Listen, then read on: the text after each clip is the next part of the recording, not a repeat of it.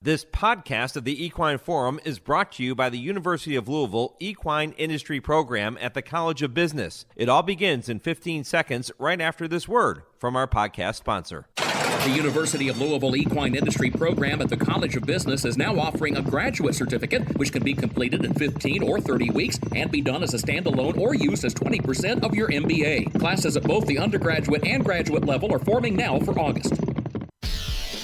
From the rail to your radio, this is the Horse Racing Radio Network. And Colonel Liam is loose now, and here he comes. Colonel Liam charging hard down the center. Colonel Liam is up for the lead. Largent tries to run with him. Todd Pletcher 1-2, but Colonel Liam wins the Pegasus Turf. A 16th to go, and Taba starts to pull away late. It's Taba, absolutely terrific in winning the run. Happy Malibu by 4 widening lengths.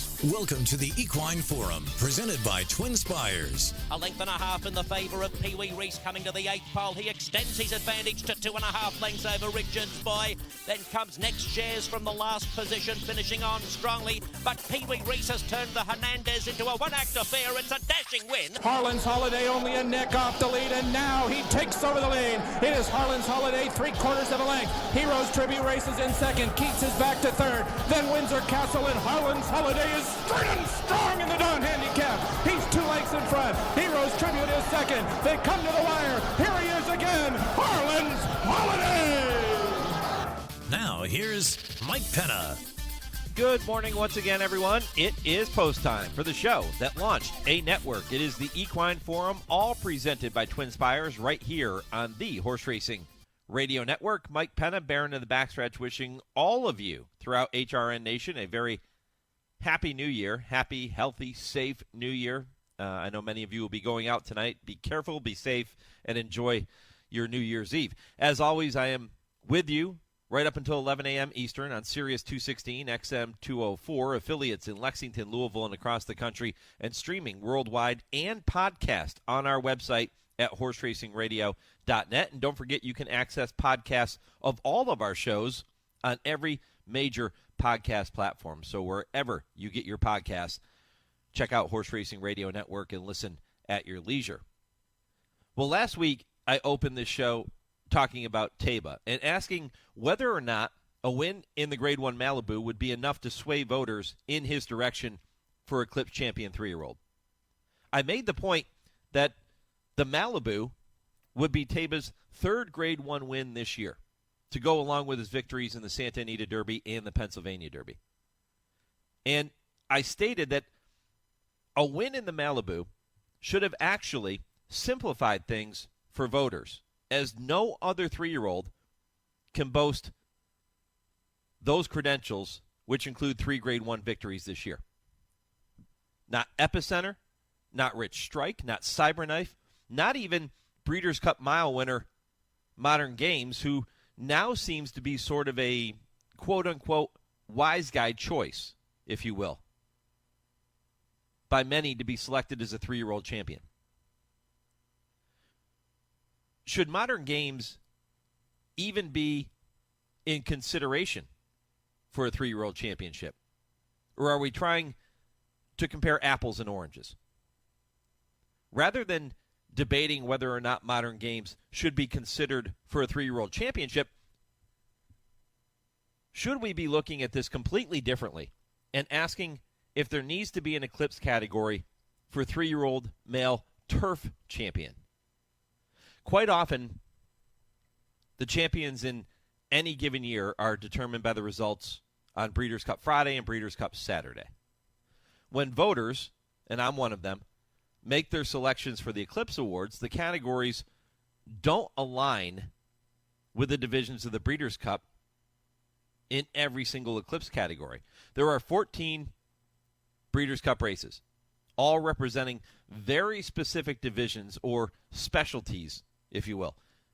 You can argue that 14 Breeders' Cup divisions, Breeders' Cup races, is a bit of overkill, and I would agree, at least in terms of some of those races taking away from the drama and storylines that could unfold if you had fewer categories on Breeders' Cup Friday and Breeders' Cup Saturday. The days of of top female sprinters, such as Safely Kept and Desert Stormer, beating the boys in the Breeders' Cup Sprint, those days are long gone because of the addition of the Filly and Mare Sprint. And that's just one example. But if you take the current 14 divisions of the Breeders' Cup and you apply them to the categories voters are asked to select for the Eclipse Awards, they don't align. At least in the vast majority of cases, they don't align. Putting the steeplechase category aside, which is one of the Eclipse categories, there are 10 categories which voters are asked to select a horse for an Eclipse Award. Champion 2-year-old male is typically given to a 2-year-old who competes in the Breeders' Cup Juvenile, or at least wins major 2-year-old races on dirt leading up to the Juvenile. The same can be said for champion 2-year-old female. That leaves horses such as juvenile turf winner Victoria Road and juvenile fillies turf winner Meditate with virtually no chance of being rewarded or recognized for their accomplishments in their 2-year-old campaigns. If we're going to run those races on racing's championship days, the juvenile turf, the juvenile fillies turf, should there be an Eclipse Award category specific to those divisions? There is not one right now. The 2-year-old turf horses, when it comes to voting for the Eclipse Award, are lumped in with the 2-year-old dirt horses on both the male and the female side. It's the same with the Dirt Mile, which at least this year leaves Cody's Wish in no man's land. Breeders' Cup Sprint winner Elite Power is likely going to be champion sprinter. He should be champion sprinter. And Flightline is going to be older dirt male. And Cody's Wish, who won 4 of 5 races this year, including the Grade 1 Forgo and that Grade 1 Dirt Mile in his final 2 starts, will get 0 recognition for his brilliant campaign. If the Dirt Mile is going to be part of racing's championship days at the Breeders' Cup, should there be an Eclipse Award category specific to that division? I think it's a legitimate question. It's the same for Modern Games, whose 2 wins both came on turf. But like Cody's Wish, he also is in a bit of no man's land. Champion 3-year-old male is likely to go to accomplished dirt horses such as Taba or Epicenter, another name that's been thrown around quite often. Many people think he's the horse that'll walk away with the hardware. And there's a chance voters could look at the champion male turf horse category, which would be the other category which Modern Games would be a candidate to win an Eclipse Award, and say, well, you know what? Rebels Romance won the Breeders' Cup Turf, which is at 1.5 miles, and all 5 of his wins this year, he had 5, were at that distance. He is the champion male turf horse. And Modern Games walks away with nothing. So if we're going to run those races and have multiple divisions so specific, so narrow in scope at the Breeders' Cup, if we're going to have divisions for all of those different categories, should there be an Eclipse Award for all of those categories? Because it leaves some really good horses on the outside looking in the way it's currently structured. Going to ask Dale and Tim that question in the final segment of today's show. That's I Ask, They Answer. That comes your way at 10:30 Eastern. What was your favorite moment of the 2022 racing season?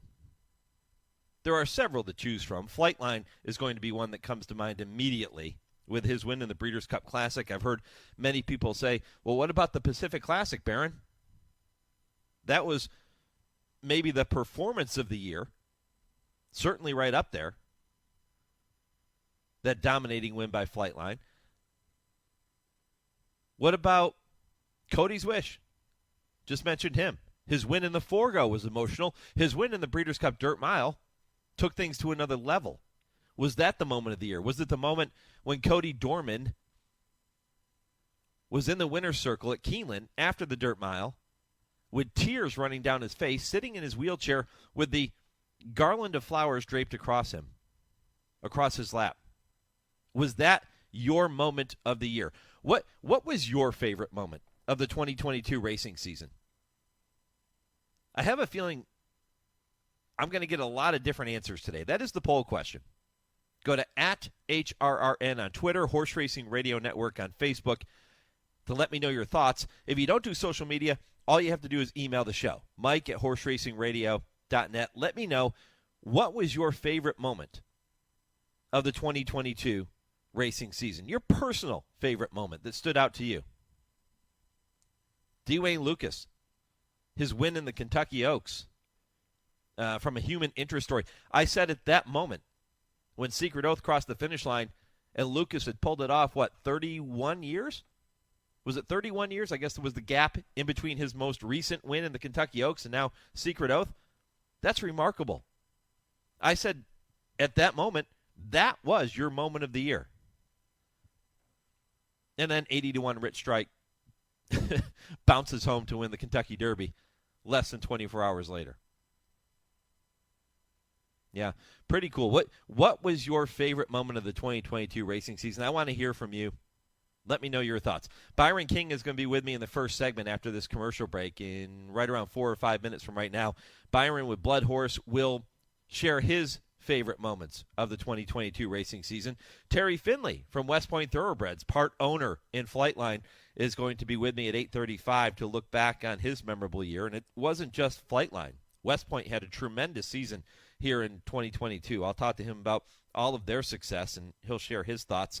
Jacob West, who is the racing manager for the Colonel Liam team, will be with me at 9 o'clock to talk about his return as he points for a third try. And it would be a third consecutive victory in the Pegasus World Cup turf if he can pull it off in January. But he has to get by today's Fort Lauderdale first. I'll talk to Jacob about Colonel Liam at 9 o'clock. 9:20, trainer Saffie Joseph Jr. will be with me to talk about his runners in the stakes coming up at Gulfstream today. And Jon White at 9:40. Joe Hernandez, longtime track announcer at Santa Anita, was a beloved figure in Southern California racing and really on the national racing scene. And Jon White will be with me to remember Joe Hernandez and talk about his legacy as a track announcer at Santa Anita. They honor Joe Hernandez later today with the Joe Hernandez Stakes. I thought this would be an appropriate conversation. Joe Hernandez called, among other great races, the 1940 Santa Anita Handicap. Seabiscuit winning that race, and Joe Hernandez was there. John will share his thoughts at 9:40. 10 o'clock, it is Joe Kristufek with this week's TwinSpires Triple Play. 10:20, Kurt Becker takes you on his weekly stroll through racing history. And at 10:30, I ask, they answer with trainer Dale Romans, turf writer Tim Wilkin. Plenty to talk about in that segment as well. Busy show. Kicks off next with Byron King from Blood-Hore. This is the Equine Forum, presented by TwinSpires on HRRN. Race to TwinSpires, where you can unlock a $25 risk-free bet. Just use the code HRRN25 when you sign up. And if your first bet doesn't win, TwinSpires will refund your account up to $25. Wagering on the app is fast with free past performances, insider picks, and power plays every day you wager. TwinSpires. Download the app today to earn your $25 risk-free bet. Void where prohibited. For terms and conditions, visit TwinSpires.com. Must be 18 or older, 21 and older where applicable. For help with a gambling problem, call 1-800-GAMBLER. Airdrie Stud is proud to announce the arrival of Grade 1 winning millionaire Happy Saver for the 2023 season. Happy Saver boasts one of the most important female families of the century, as his third dam is Broodmare of the Year Weekend Surprise, dam of the legendary AP Indy. Undefeated in his first 5 starts, Happy Saver capped off his perfect 4-for-4 season with an emphatic victory in the historic Grade 1 Jockey Club Gold Cup. And Happy Saver stays undefeated. He steps up and he wins the Grade 1 Jockey Club Gold Cup. Airdrie Studs, Happy Saver. Think about it. Action-packed horse racing is on the card this December at Gulfstream Park. Live racing Wednesday through Sunday. There's plenty to bet on with weekly stakes races, the return of turf racing, and jockeys and trainers from all across the country. Enjoy the races outdoors at the new Carousel Club or cool off in our private suites or the Trackside Restaurant 10 Pub. For stake schedules, tickets, and reservations, head to GulfstreamPark.com. This is Wesley Ward. I'm the Conqueror Royal Ascot. I listen to HRRN. You're listening to the Equine Forum on HRRN, presented by TwinSpires. And they're into the stretch, and it's Messier, Crown Pride, and Epicenter is coming up on the outside. Epicenter has taken the lead as they arrive into the final furlong. Sandon is coming after him. Epicenter and Sandon, these two, stride for stride. Simplification down the outside is next. They're coming down to the wire. Epicenter, Sandon, Rich Strike is coming up on the inside. Oh my goodness, the longest shot has won the Kentucky Derby. Rich Strike has done it in a stunning, unbelievable upset. NBC's Larry Colbus with the call of this year's Run for the Roses. Stunning, unbelievable, shocking, throw any word at it that you want. All of those would apply. Rich Strike pulling off an 80-1 upset on the first Saturday in May. And it was many people's moment of the year, but there were so many great moments in thoroughbred racing this year. So many moments on the human side and the equine side that will stand out to people. And I know that's the case with my first guest on the show this morning, Byron King from Blood-Hore, who has joined me multiple times throughout the year. Byron, really do appreciate the visit. Always appreciate you taking a little time to be here with me, my friend. I'm happy to do so, Mike. Yeah, happy New Year to you and to your family, and I hope you have a wonderful 2023. Thanks. I hope so, too. It's, I think we have some things to look forward to this next year. We have some retirements of some top horses like, of course, Flightline, who was so brilliant. But Rich Strike, who you were just playing a moment ago, his Derby win, will be back. So there will be some good things for horse racing fans to look forward to. Since you bring up some of those horses that have retired, Olympiad would be another one that comes to mind, who was, of course, ultra prominent this year, second in the Breeders' Cup Classic. Life is Good, another one. Who are some of the horses, Byron, that you look at as being the horses to pick up the baton and take over the leadership role in that older horse division in 2023? Well, certainly, I think you have to give a long look to Taiba. Yep. Taiba just won the Malibu Stakes. He was third in the Breeders' Cup Classic. Just got passed late by Olympiad, who you just mentioned. So clearly, he's a major, major player on the scene. Unfortunately, we'll see a few of the other horses not coming back. You'll see Cyberknife is going to run in the Pegasus, but then will be retired. And, of course, Epicenter was injured in the Breeders' Cup. So the division is kind of looking for a leader, right? I think in most people's case, I guess if you had to kind of pin down who would be the most likely to vault forward, I guess you might say Taiba off that fine effort. I think it's also exciting to see some other divisions, though. I think Cody's Wish, who was such a heartwarming story and won the Breeders' Cup Dirt Mile, is coming back to race, and I know they want to point toward the Met Mile, which of course was won by Flightline this past year, and is very much a stallion-making race. He's a horse that's never lost at the mile distance, so I think we'll see him as a clear kind of leader in that kind of mile division. But some of the other ones, like you just mentioned, Mike, very much I think the older handicap division is going to be wide open as the year kind of progresses. I'm so glad you bring up Cody's Wish, and I'm going to take you this direction for a second, Byron, because I opened the show asking the question about the Eclipse Award voting categories, and should we look to expand the options for voters and the options for some of the horses that tend to get left out. Cody's Wish this year is going to be in no man's land. He's not going to be champion sprinter. That's going to go to Elite Power. He's not going to be champion male dirt horse. That's going to go to Flightline. So Cody's Wish is kind of on the outside looking in. Should the Eclipse Award Committee or the NTRA start looking at adding categories for horses that are specialists at that 1 mile dirt distance and having an Eclipse Award for those horses? Well, that's an interesting point. I suppose the counter to that, what some people might say, and they've said this about the Breeders' Cup too, is that at some point if you stretch out too many races or you have too many potential winners, say, in championships, that maybe you water it down and it might not mean as much. So I think that's another thing to consider. But you're right. There was a tough call. And, in fact, for me, I just recently finished my Eclipse Awards votes, and I actually gave the nod to Cody's Wish in the sprinter category. It was a very tough call for me because, as you mentioned, he's kind of a tweener kind of type. I mean, he won the Forego at 7 furlongs, which I consider to be certainly a sprint. He beats Jackie's Warrior in there. And then he had a number of wins at a mile, and in my view, I kind of view like a one-turn mile as more of a sprint type of race than, say, a two-turn mile, more of a route, which was the case in the Biggest Fans Breeders' Cup Dirt Mile. So to me, it was a tough call, but ultimately I looked at him and I said, you know what? He won the Forego at 7/8 over Jackie's Warrior. He had all those other wins at a mile.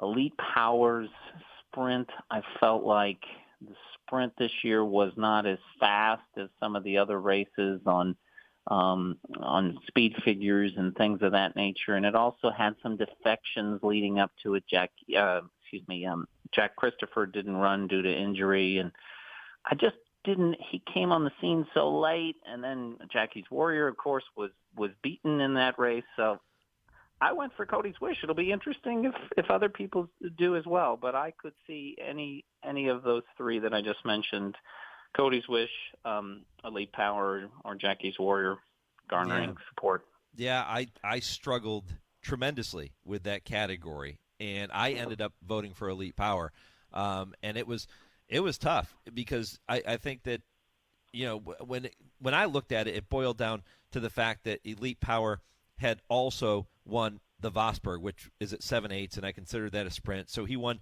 2 greatest stakes sprinting, as opposed to Cody's Wish winning 1 greatest stakes sprinting, although it was a big one, the Grade 1 Forego, and he did beat Jackie's Warrior. But I just gave the edge to Elite Power, and plus the fact that he did win the Breeders' Cup Sprint. And I guess that's where I come back to the fact that, you know, do we need to start looking at more categories? Even the 2-year-old races, Victoria Road, who won the juvenile turf, and then Meditate, who won the juvenile fillies turf, they're on the outside looking in because they get lumped in with the dirt 2-year-olds, and most people aren't going to give the turf 2-year-olds. They're going to almost discredit them because of the fact that they didn't race on the dirt.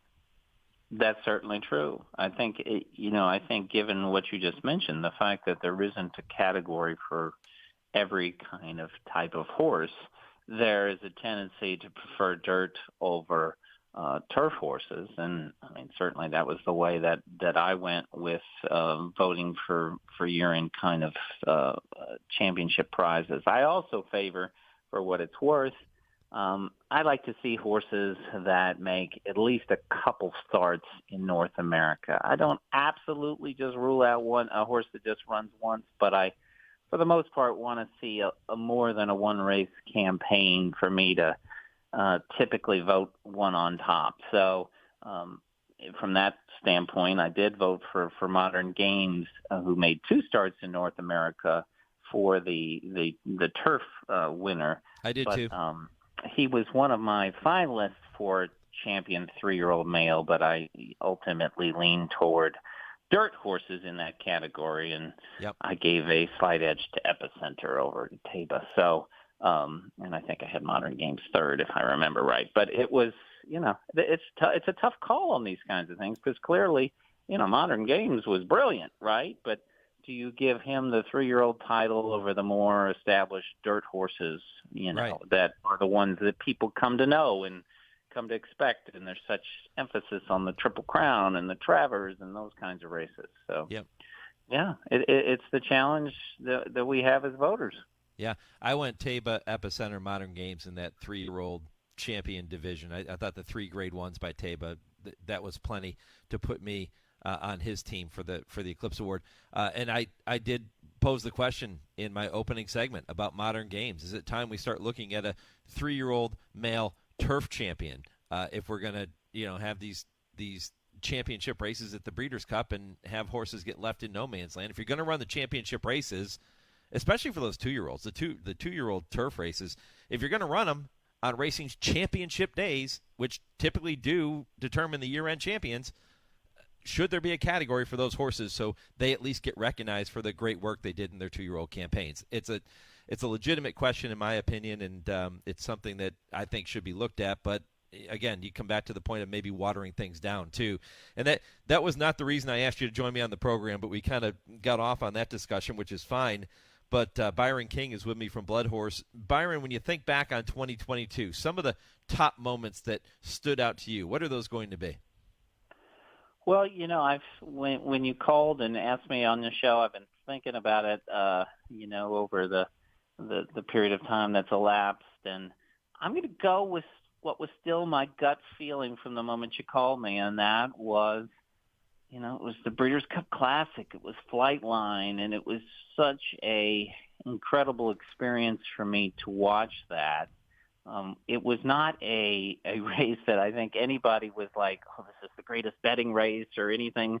I think so many people, myself included, went into it thinking that it was a slam dunk that Flightline would win, but for him to perform the way that he did, to go perched on Life is Good's flank, and they fly out of there with tremendous fractions that ultimately did in Life is Good and would have done in the overwhelming majority of really top-class horses. He just didn't come back to those horses, and he was drew off in the lane, and the reaction from the crowd and I don't think I've seen a reaction of so many fans cheering on one horse as far back going to maybe the cigar days, where people just united around a horse. And I just felt like that was just a really magical moment, and I was glad to see it. I wish there were more of it. I wish he were running next year, but unfortunately he's not. But I will always savor and appreciate that just breathtaking win. I'm glad you describe it in that fashion, and you talk about the reaction of the fans and the horsemen that were in attendance. Because I always say, NTRA is going to come out with their list of selections for the NTRA Moment of the Year. They usually do that the first week of January, and fans can go vote on their one of those 14 or 15 choices that they give you. And I've always said there are races of the year and there are moments of the year. And what you just described with everybody, rallying around this horse and the reaction after he won and the emotion and the crowd noise and all of those things, that to me, that's the moment, right? The race, him winning, it could be considered a race of the year, sure, his performance on the track, but that moment afterwards and the way that everybody rallied around Flightline, that to me is a legitimate candidate for Moment of the Year. Oh, it was. I mean, I literally, I'm very privileged to get to write about horse racing and get to cover this sport, but I'm also a fan. And what I did for that race is I had my phone out and I filmed the race with my phone, and then I filmed the reaction of the crowd coming back and the standing ovation he got, and I just wanted to remember the moment. I mean, it was pretty cool. It was just really, really neat to see, and I wasn't filming it because I wanted to post it anywhere. I was filming it just for my own sake. It was just a really magical experience to see a horse of that caliber and to see so many people appreciate, his greatness. That was really neat. I imagine for the folks that saw his Pacific Classic, which one could make a case was even maybe perhaps a better race, when you consider he wins by 19 lengths or whatever it was over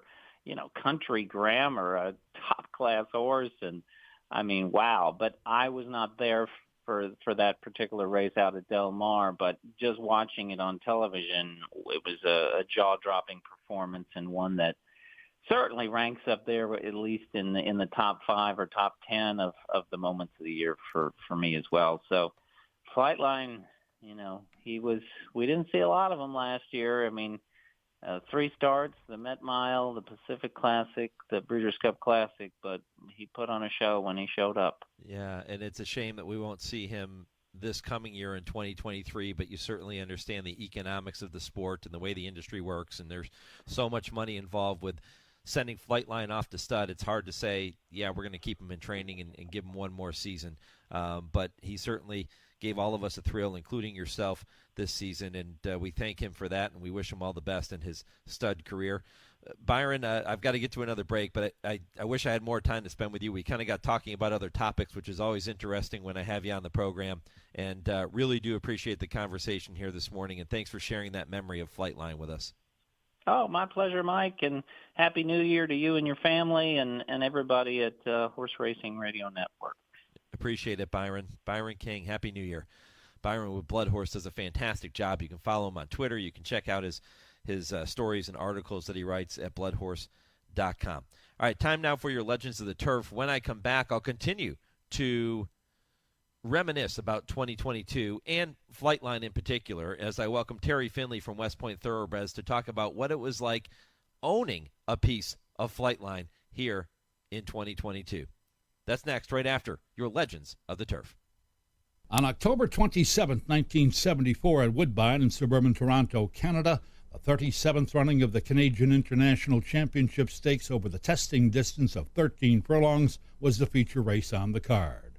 There were better than 25,000 fans on hand in typically resplendent autumn weather, with the foliage appearing as though Mother Nature had reached down with tender tendrils to paint the countryside in the splendiferous golden hues of the season. There was a young lady in the field who had already chalked up stake scores in 4 different countries and was bidding to become the very first ever to have won stakes in 5 different countries.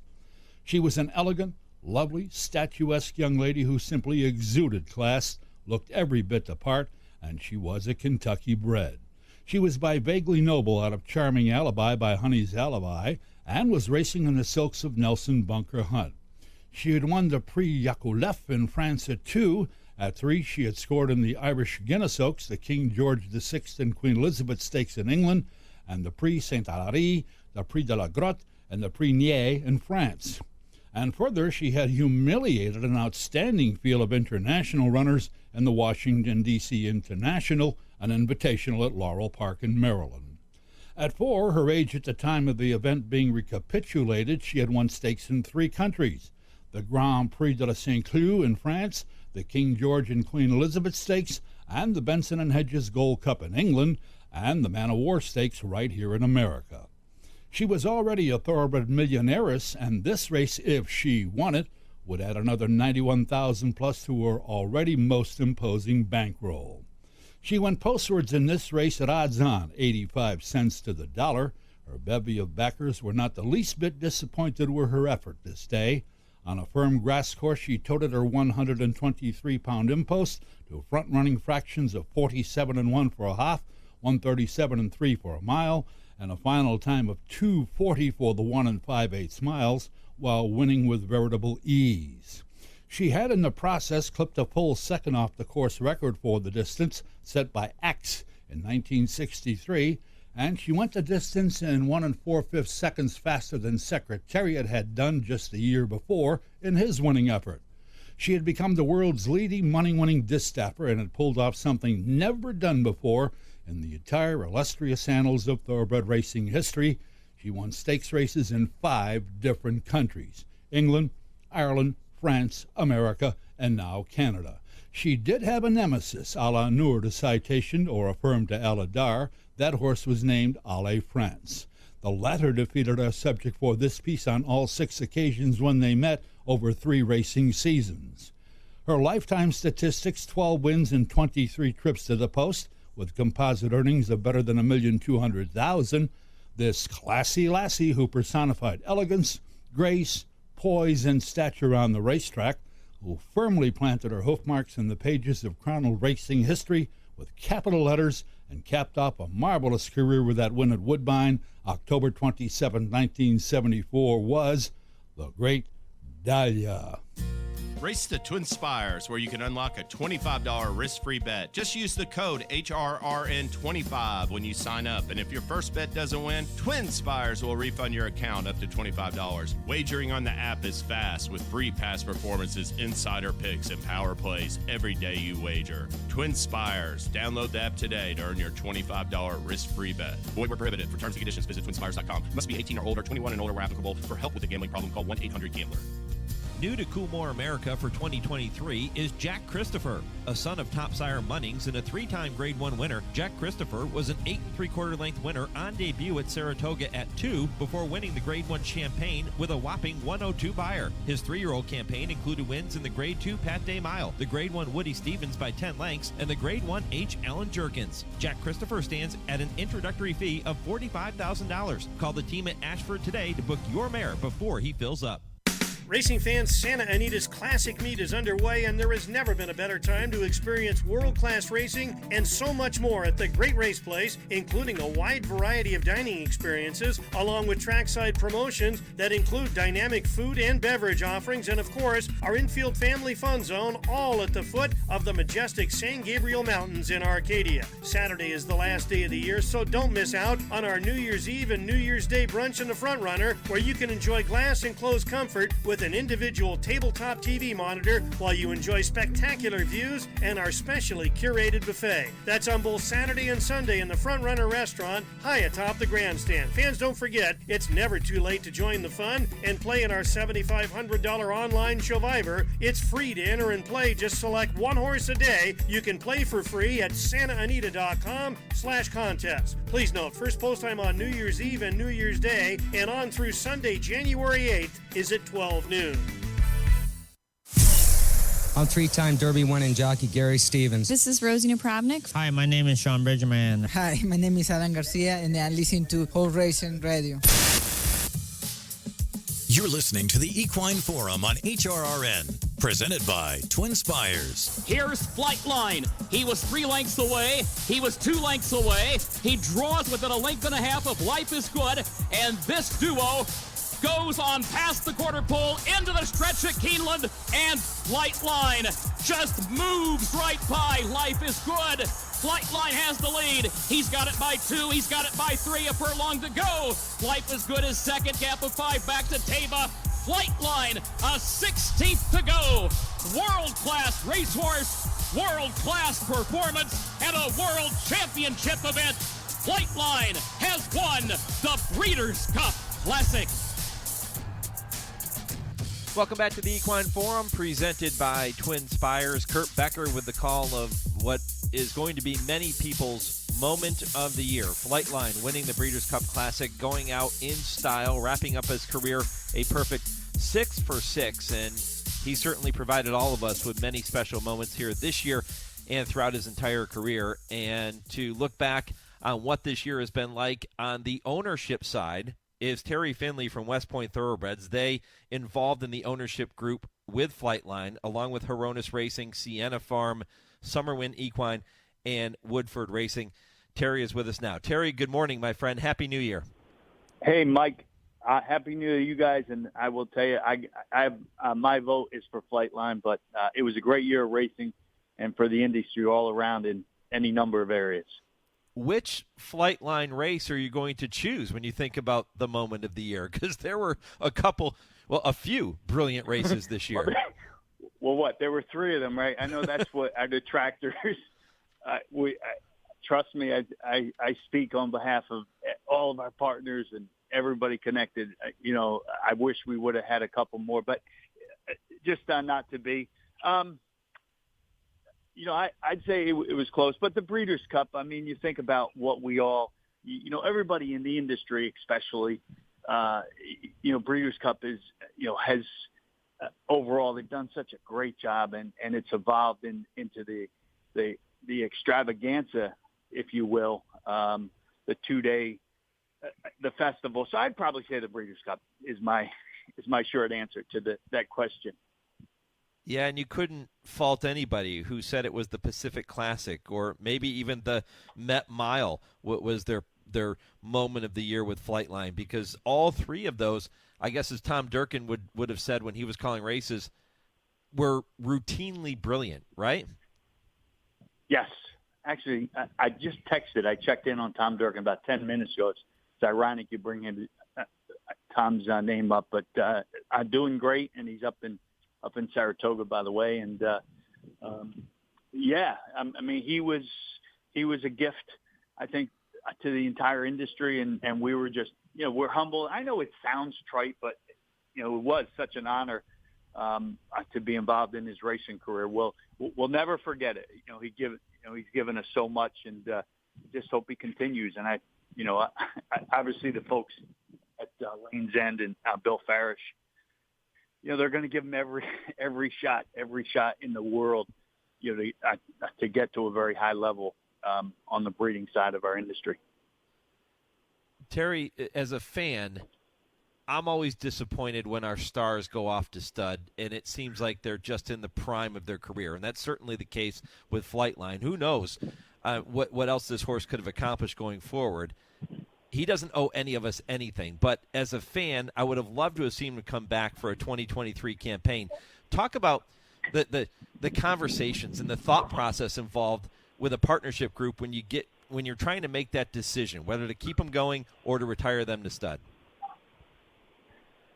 Yeah, so Mike, multifactorial, as a lot of things in life are, right? What complex thing in life, or what thing that is a legitimate issue in life that's not multifactorial? So, I think to start out with, I would just say from a soundness perspective, that was really never our concern, and that didn't come in. And I can look anybody in the eye and say that.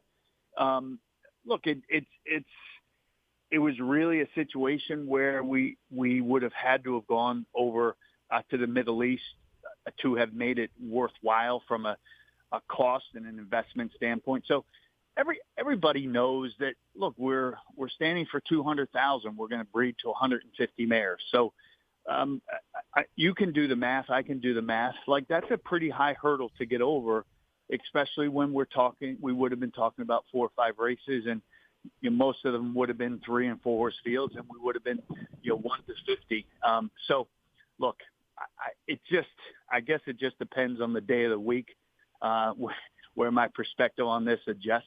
But it just was the right thing to do overall.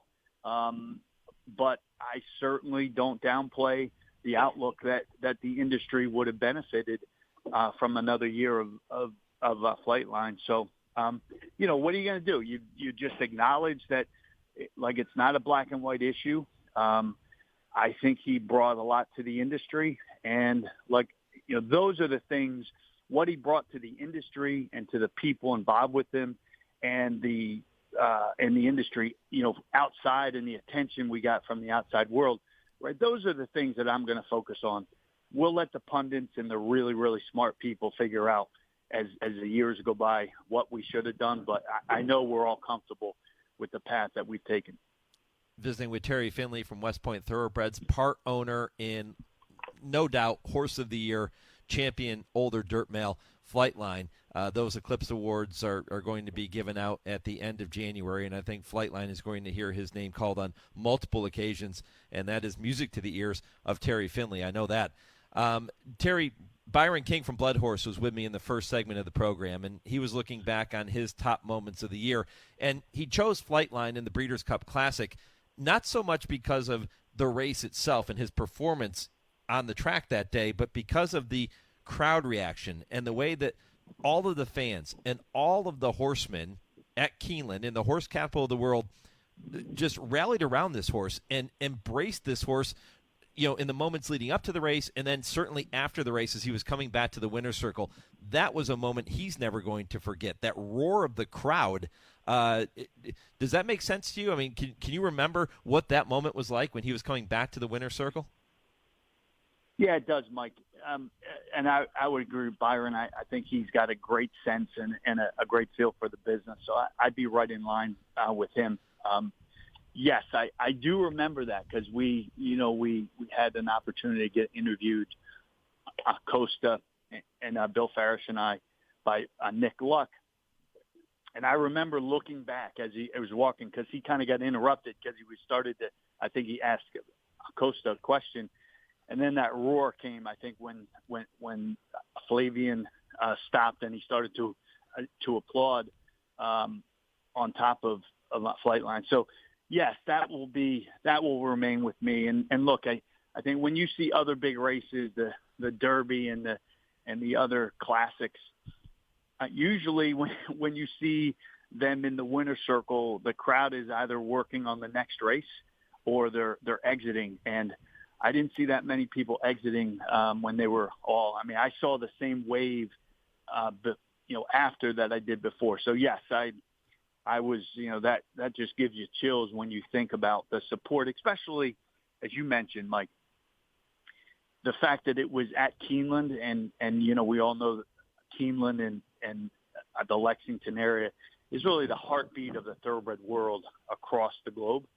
And so, you think about that and you think about some of the comments, say Aidan O'Brien and, Billy Mott, and you go down the line and, Todd Pletcher, look, we're all fans of the business. And I think we realized the gravity of the moment, the fact that we were in the midst of greatness. It didn't matter that we owned a piece of them or not. I think he rallied the troops around the fact that he was a horse that we don't see very often. So I'll leave it at that. It was a special day, no doubt. Terry, you've always expressed great reverence for the sport of thoroughbred racing, and you've always kept all of your accomplishments in perspective. But as you were talking about that roar, and then you mentioned the Kentucky Derby, it led me to think that, you're one of the very few people in the history of the sport that I could ask to compare a roar of watching your Derby winner come back to the winner's circle and a roar of watching your Breeders' Cup Classic winner come back to the winner's circle. That's just incredible. Yeah. Funny, Mike, Vinny Viola and Mike Rapoli, they won the Breeders' Cup Classic a couple of years ago with Vino Rosso. So Vinny had won the Derby, and I was like, that's really spectacular for Vinny, especially for a fairly new player in the industry, and for him to have made his mark really in the span of a decade, I think shows his, a lot of things about a great guy and a great operation that they run at St. Elias, and that was at Santa Anita. And I remember walking out, and that was in 19, and just saying what a terrific accomplishment and a terrific thing to be part of. And I said the same thing when I walked out of Keeneland. We all know, yes, we all play a part in it, but really the hands-on of a horse like this is, in our case, right, John Sadler and his team. And, he really steered the ship. So, yes, we get some coverage and we get to give a quote or two, but it's really about them and it's about Flightline. But, we were all beaming with pride. I mean, it's a great thing to be part of, and to put that in perspective, it is really cool to think that we had the honor of being part of a Derby winner and a Breeders' Cup Classic winner. And listen, I said it after the race, good things, when they happen to you, you have to redouble your efforts, to try to give back to the industry. And I mentioned, we're never going to be able to give back what Flightline has given us, but that doesn't mean we can't try and we can't keep spreading the word, because it's, this is our game, right? We're not talking about generations past.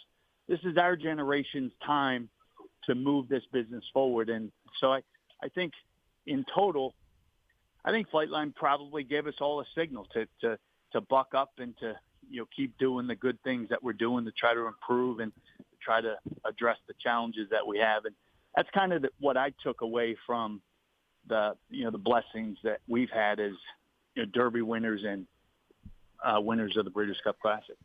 Well, now the calendar is going to turn to 2023. What does Terry Finley and the team at West Point Thoroughbreds do for an encore this coming year? You know what? I know you say that in an innocuous way, but that's been an issue. Is but you wake up and you're dealing with people who are trying to get good horses in their midst and trying to develop good horses, talk to the trainers. So really, the only thing you do is, I know it's a cliche, but keep your head down and keep plugging and keep doing the blocking and the tackling, because we know it's not about major shifts in our business. It's about showing up every day and doing the little things and taking care of the small things, and day after day, week after week, month after month, they add up. So that has been our perspective, is let's just keep doing the blocking and tackling, and we'll let 23 play out as it's meant to play out. But we're excited. We got some good babies that are ready to turn 3. We got a big group of really, really nice yearlings that are about ready to turn 2. So look, I hope that the future's got some bright spots in it for us. Well, the focus now shifts to the Run for the Roses on the first Saturday in May, 126 days away. So it's a long way off. But, Terry, I know you already have started to map out a plan for some of those young horses you just referenced, including Jace's Road, who was a big winner of the Gun Runner Stakes last weekend at the fairgrounds. Tell me a little bit about Jace's Road and some of the other 2-year-olds turning 3 that we can look forward to seeing. Yep. So I give credit to the All-Ball team, Jason Luch and Dennis All-Ball and his team. We've been able to kind of hook our wagon onto them with, 6 or 7 horses over the last 2 or 3 years. We enjoy each other's company, and we look at the business in a very similar way. So they own the majority of this colt, and we're along for the ride. He was a rising star in the middle of the summer. He didn't run very well in the stake at the beginning of November. I know something might have been bugging him, because he dropped the rider right in behind the gate, and he didn't run off like he didn't want to run. He ran off like he was a little bit of a punk. But Brad, I know Brad Cox. He's always liked him, and he worked well, like 10 days ago or 10 days before the Gun Runner, and he just called us all and he said, "I'd love to run this horse. I think we're getting some progress, and he's starting to move forward." And he showed up. Obviously, I'm not saying he didn't beat anything, because I think that's unfair to the horses behind him. But time will tell, just how tough the race was. But he ran a good number, and I think he put himself in the discussion, so to speak. And I tell you, one of the things everybody could see, how we ran. And one thing is, when I saw him on TV and I saw him in the Pros Parade, it struck me that he had grown and developed and kind of muscled up since I had seen him at the beginning of November. So that was really good. And we all know at this is the time of the year for a 2-year-old turning 3.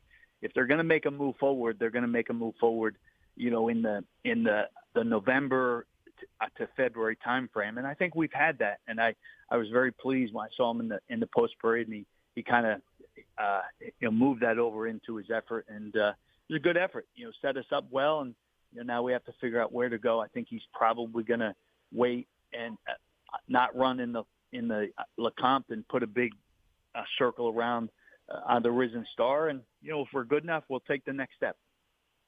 Well, Terry, it's going to be a fun 2023. I know Jace's Road is not the only 3-year-old you'll have on the road to the Kentucky Derby. I want to wish you all the best, my friend. I have to get to a commercial break, so I have to wrap it up. But all the best in 2023, and a very happy new year to you and to the entire team and to your entire family.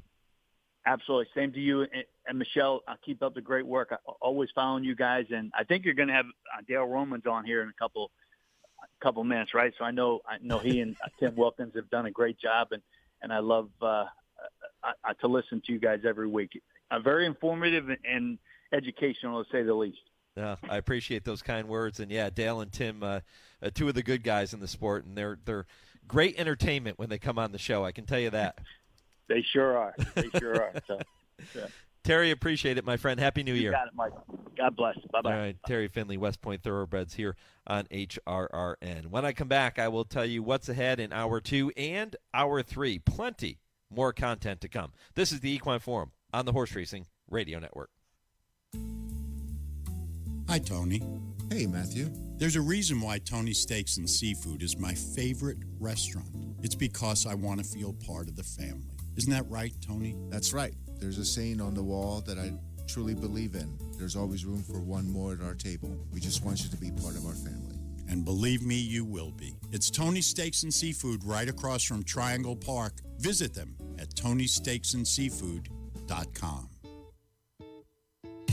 Woodford Feed, where tradition merges with technology. Family owned since 1940 and providing exceptional customer service, Woodford Feed specializes in the highest quality feed, using only the finest ingredients to ensure optimal nutrition for your horses. In addition, Woodford Feed can help with all your farm needs, including field seed, fertilizer, and weed control. So whether your horse is sprinting around the racetrack or has a foal by her side, count on Woodford Feed to provide the quality nutrition necessary to perform at the highest level. Woodford Feed for Sales, Kentucky. The National HBPA is continuously working to protect the health and welfare of horses by advocating and funding research to help reduce equine injuries, lobbying for a national testing lab to oversee and establish absolute uniform laboratory protocols, advocating for every track to undergo an annual independent surface assessment, passionately supporting off-the-track thoroughbred retirement facilities and adoption groups, and so much more. See additional HBPA initiatives at nationalhbpa.com. James Brown and Bill Cowher welcoming you back to Dennis Melvin's house. It's time for the Midnight Snack Run. This is one tricky obstacle course. Sticking to healthy habits in this kitchen is going to take focus and determination, but it can be done, JB. He's already entered the snack part of the course, and he's eyeballing a jar of chocolate candy. That is tempting right off the start. Uh-oh, he's reaching, Bill, but he pushes it away. Great stiff arm. He's approaching a plate of delicious-looking iced cookies. Oh, Dennis, you only want one of those. He blows right by him for the apple. Oh, the fridge. It's make or break time, JB. He stares down some rich-looking treats. Uh-oh, looks like he's headed for the soda. Wait, he jukes left, grabs the water bottle, and shuts the door with his elbow in record time. Unbelievable move. I gotta see that again. And he's out. He even turned off the light. That's the way you execute a midnight snack run. Stand Up to Cancer and Rally want you to reduce your risk for cancer. Go to takeahealthystand.org. Hi, this is jockey Byron Hernandez. For me, there's no bigger thrill than crossing the finish line in front, and nobody captures the excitement of our sport like Horse Racing Radio Network. Each week, HRRN brings you exclusive talk shows, podcasts, and in-depth conversations with the biggest names in racing, jockeys, trainers, owners, and more. Plus, HRRN is committed to helping disabled riders through their support of the PDJF. So climb aboard a winner today by visiting horseracingradio.net. This is Steve Asmussen. You're listening to the Horse Racing Radio Network.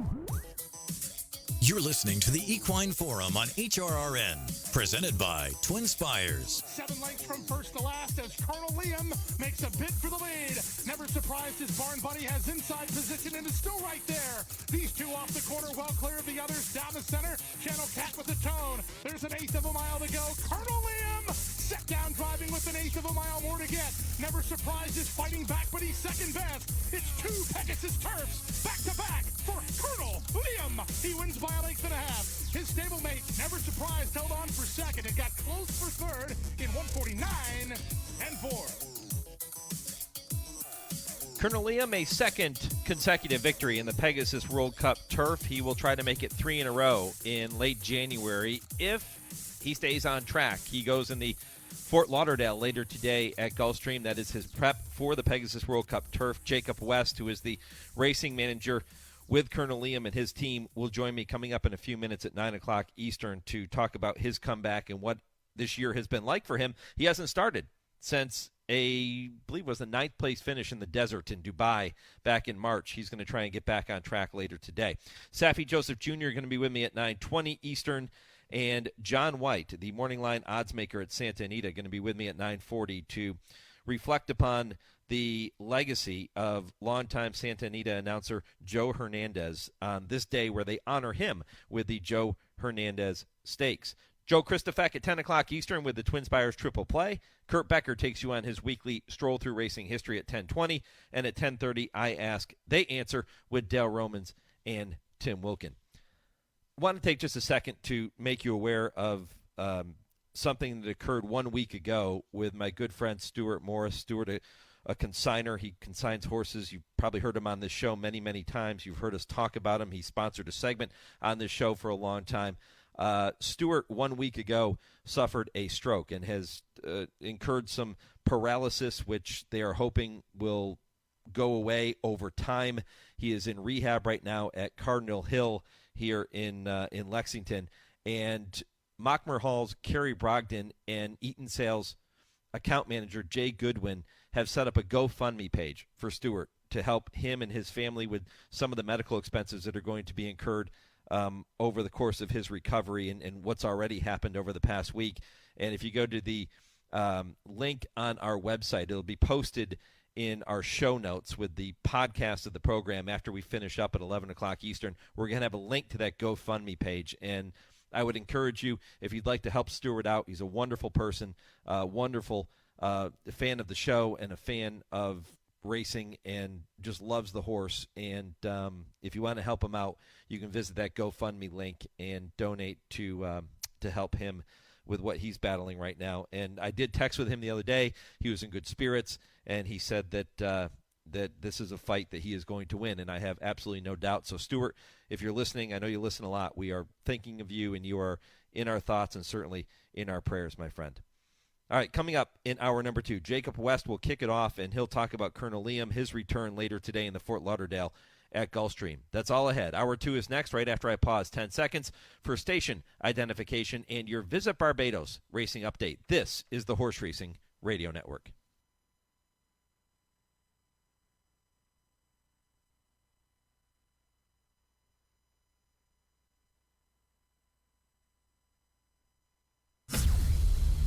A total of 8 graded stakes highlight the New Year's Eve Day racing schedule, 5 at Gulfstream and 3 at Santa Anita.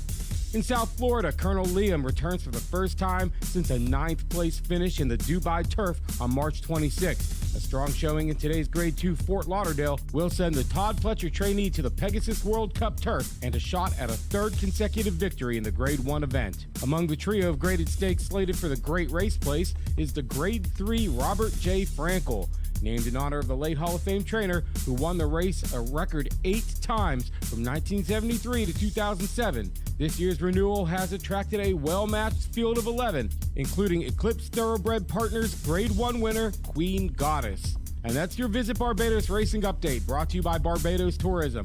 Learn more at visitbarbados.org. If you've been waiting to discover that sweet spot where peace of mind meets the time of your life, then it sounds like you've been waiting on Barbados. You've been waiting to experience a meal that makes you book a flight to have it again. You've been waiting for adventure in the sun, from the majesty of horse racing and polo to the thrill of surfing our playful waves. From the moment you set foot on the island, you'll realize Barbados is exactly what you've been waiting for. Visit jetblue.com/Barbados for special vacation packages. This is the Equine Forum, presented by TwinSpires.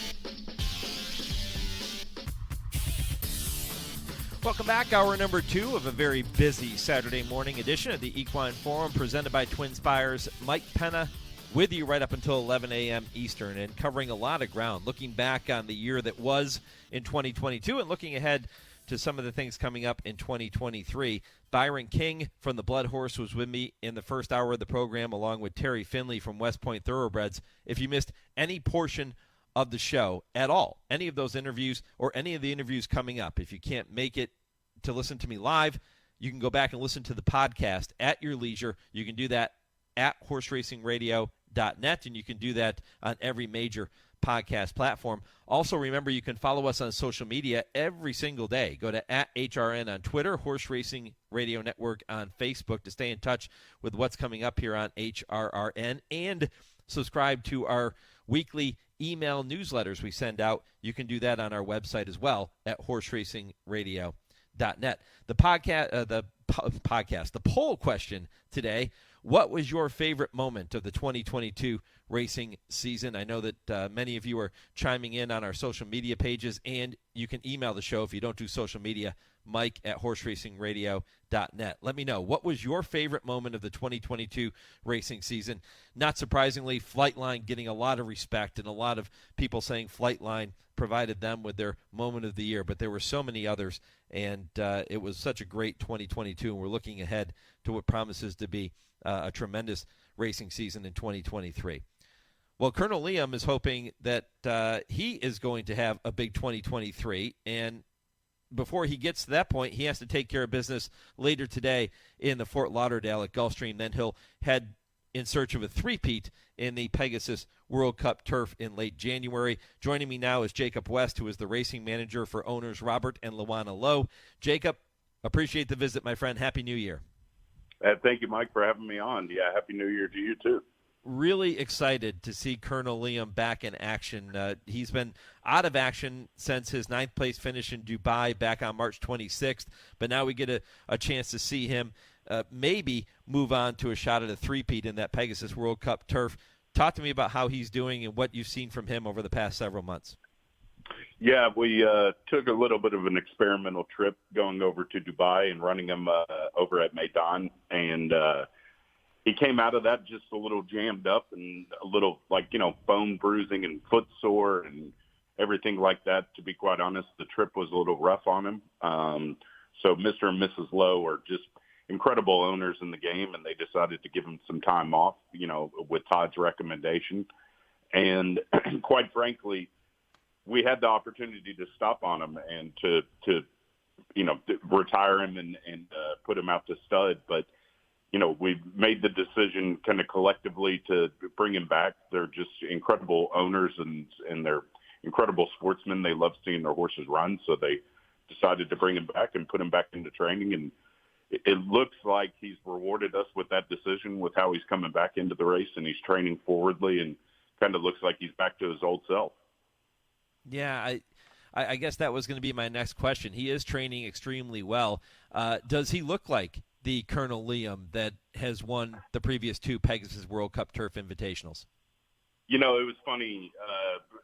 If you rewind the clock about a month ago, I was talking to Todd about how he was coming back, and, he being honest, he said, he's coming back well. I've seen him train better. And so I said, okay, well, that's a little disappointing, but it seems like the last 3-4 works he's really returned back to his old self. I mean, the light bulb has definitely clicked on, and he's come back and he's doing very well. But, it's a tough race. It's a great stake at Gulfstream, which is always incredibly hard, and he's drawn the 12 hole. So everything's been stacked up against him, but hopefully he just has enough talent and ability, and he shows up.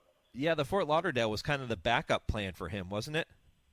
Yeah, absolutely. Todd had tried to get him into an allowance race, and if somebody can explain to me how a horse of his caliber ends up on the AE list along with another horse, like Never Surprised, those two, I think they had it out for Todd that day at the draw because they didn't enter him in, and he didn't get in. But look, I guess if you have to if your fallback plan is a graded stake, then it is what it is. But hopefully we'll just launch and be a good prep for the Pegasus. Is the plan to keep him going beyond the Pegasus, or would that be his final career start? That's up to the connections of Mr. and Mrs. Lowe. But I wouldn't be shocked if they wanted to keep him in training because, like I said, they're quote unquote old school owners. They don't do this for money. Mr. Lowe always says to me he has plenty of other business interests that he can go and do and make money at. This is just for the love of the sport and the love of the animals. So it wouldn't shock me if they decided to keep him in training one more year. But if he runs well on Saturday or today, and then he comes back and runs well, in the Pegasus and the phone starts ringing again, they wouldn't be foolish to stop on him. Talking with Jacob West, who is the racing manager for Robert and Luana Lowe, the owners of Colonel Liam, going in today's Fort Lauderdale. Jacob, people will hear me mention that title, racing manager. And there are people out there that might not even realize that that's a job in thoroughbred racing. So talk about what you do and how this relationship works between you and the owners. I'm more of just a conduit of information from, Todd and his team to the Lows. I would be foolish to sit here and tell you that I'm the one that's telling Todd Pletcher where to run horses or, coming up with those ideas. That guy's pretty sharp. I think one day he might make it into the Hall of Fame. I don't know. But I'm just the conduit of information. I gather all the information, simplify it down, and pass it on to them. But also, Todd, he leaves decision-making things up to the owners too. He can make his recommendation on what we can do, but he also gives his options. And I kind of have carte blanche on representing them and coming up with what the best game plan would be for these horses. And that's part of my role too. Also representation at the sales, buying and selling horses for them. When did you first start working with Robert and Luana?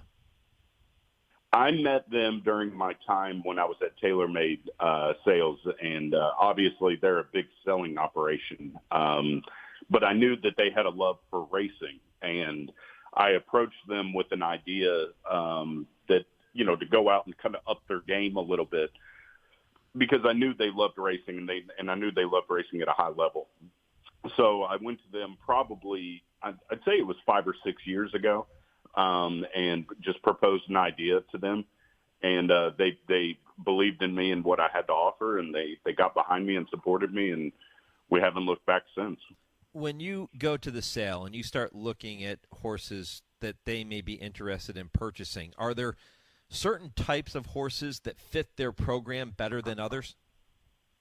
Yeah, I mean, they love to, run, look, they want to be like everybody else in the business and have a horse that runs in the Kentucky Derby and win the Kentucky Derby. But realistically, their goal is to get two-turn classic type horses or fillies. They live in Springfield, Missouri. Their home racetrack is Oaklawn Park. We've been lucky enough with a couple of horses over the last couple of years, Magnum Moon being one of them, to win some marquee races at Oaklawn Park. And they love that. And Todd's willing to ship there. He likes, shipping in and running and especially making his owners happy in that sense. But they look for those types of horses. I mean, this horse in particular, Colonel Liam, look, we didn't buy him thinking that he was going to be a turf horse. I mean, he does have a turf pedigree on the bottom side on the dam side, but physically when you look at him, he looks like a dirt horse. And that's what led us to buying him. And he ended up just taking to the turf and excelling and being a top-level turf horse. You mentioned the fact that they would love to win the Kentucky Derby. I think that's true for any owner that gets into the sport on any level. That's always the ultimate goal, the pinnacle, if you will. Are there any 2-year-olds in the barn right now that you say, maybe this might be the horse? Well, like in this game, I always feel like I do have some bit of superstition about this game. You never talk about it before it happens type thing. But there's a horse right now that we paid a lot of money for him last summer at Saratoga. His name is Sergeant Pepper. He's an Uncle Mo out of a mare named Dame Dorothy that we actually own the half-sister, and her name was Spice is Nice, who ended up being a graded stakes winner for them. And he's training very well right now, training forwardly, doing all the right things. He's probably going to make a start, I'd say, sometime in the middle of January. So he's a 2-year-old coming 3-year-old. But he would be kind of if you're going to try to hold the crystal ball or, plan for the future, we're hoping that he's that type of horse. Do you help in the naming of the horses too, Jacob? I do not. I just solely leave that up to Mrs. Lowe. She comes up with all the names, and she's very, very good at it, I think. She comes up with names that people will remember, and there's a little bit of like a marketing kind of branding behind it, and she's very good at that. What's the story of Sergeant Pepper? Yeah, I think it has something to do with the Beatles, I believe. Okay. And I think it just – I'm not 100% sure, but I think it has something to do with that. But you would have to ask her. All right. Talking with Yeah. Jacob West, the racing manager for the Lows, Robert and Luana Lowe, the owners of Colonel Liam and many other top stars, including Sergeant Pepper, maybe a horse you'll see on the road to the Kentucky Derby here in 2023. You mentioned Dame Dorothy. Wasn't that Bobby Flay's filly? It was, yeah. So Bobby bred the filly. The first foal out of the mare was Spice's nice curling filly that we purchased at the sales. And then I think this would be her third or fourth foal is Sergeant Pepper. And Todd trained Dame Dorothy. He obviously trained Uncle Mo. So it was pretty easy to connect the dots there and go after him. Having bought the sister, Todd trained the mother, Todd trained the father. There was some relatable things there for us to make a big run at that horse. You had mentioned Arkansas Derby winner Magnum Moon. Were you also involved, I'm sure you were, with Sweet Melania when she was running and winning all those greatest stakes? Yes. So she was from the first crop of American Pharoah, and we had gone to the sales. And I wouldn't say that we were specifically looking for an American Pharoah, but Mr. Lowe had told me that, look, let's try to find a nice, well-bred filly by American Pharoah, and she happened to be the one. And I have to give a lot of credit to him on that one, because he actually came to the sale that year with me. And once I kind of presented him with the short list and we were going around the barn looking at it, he was very excited about her.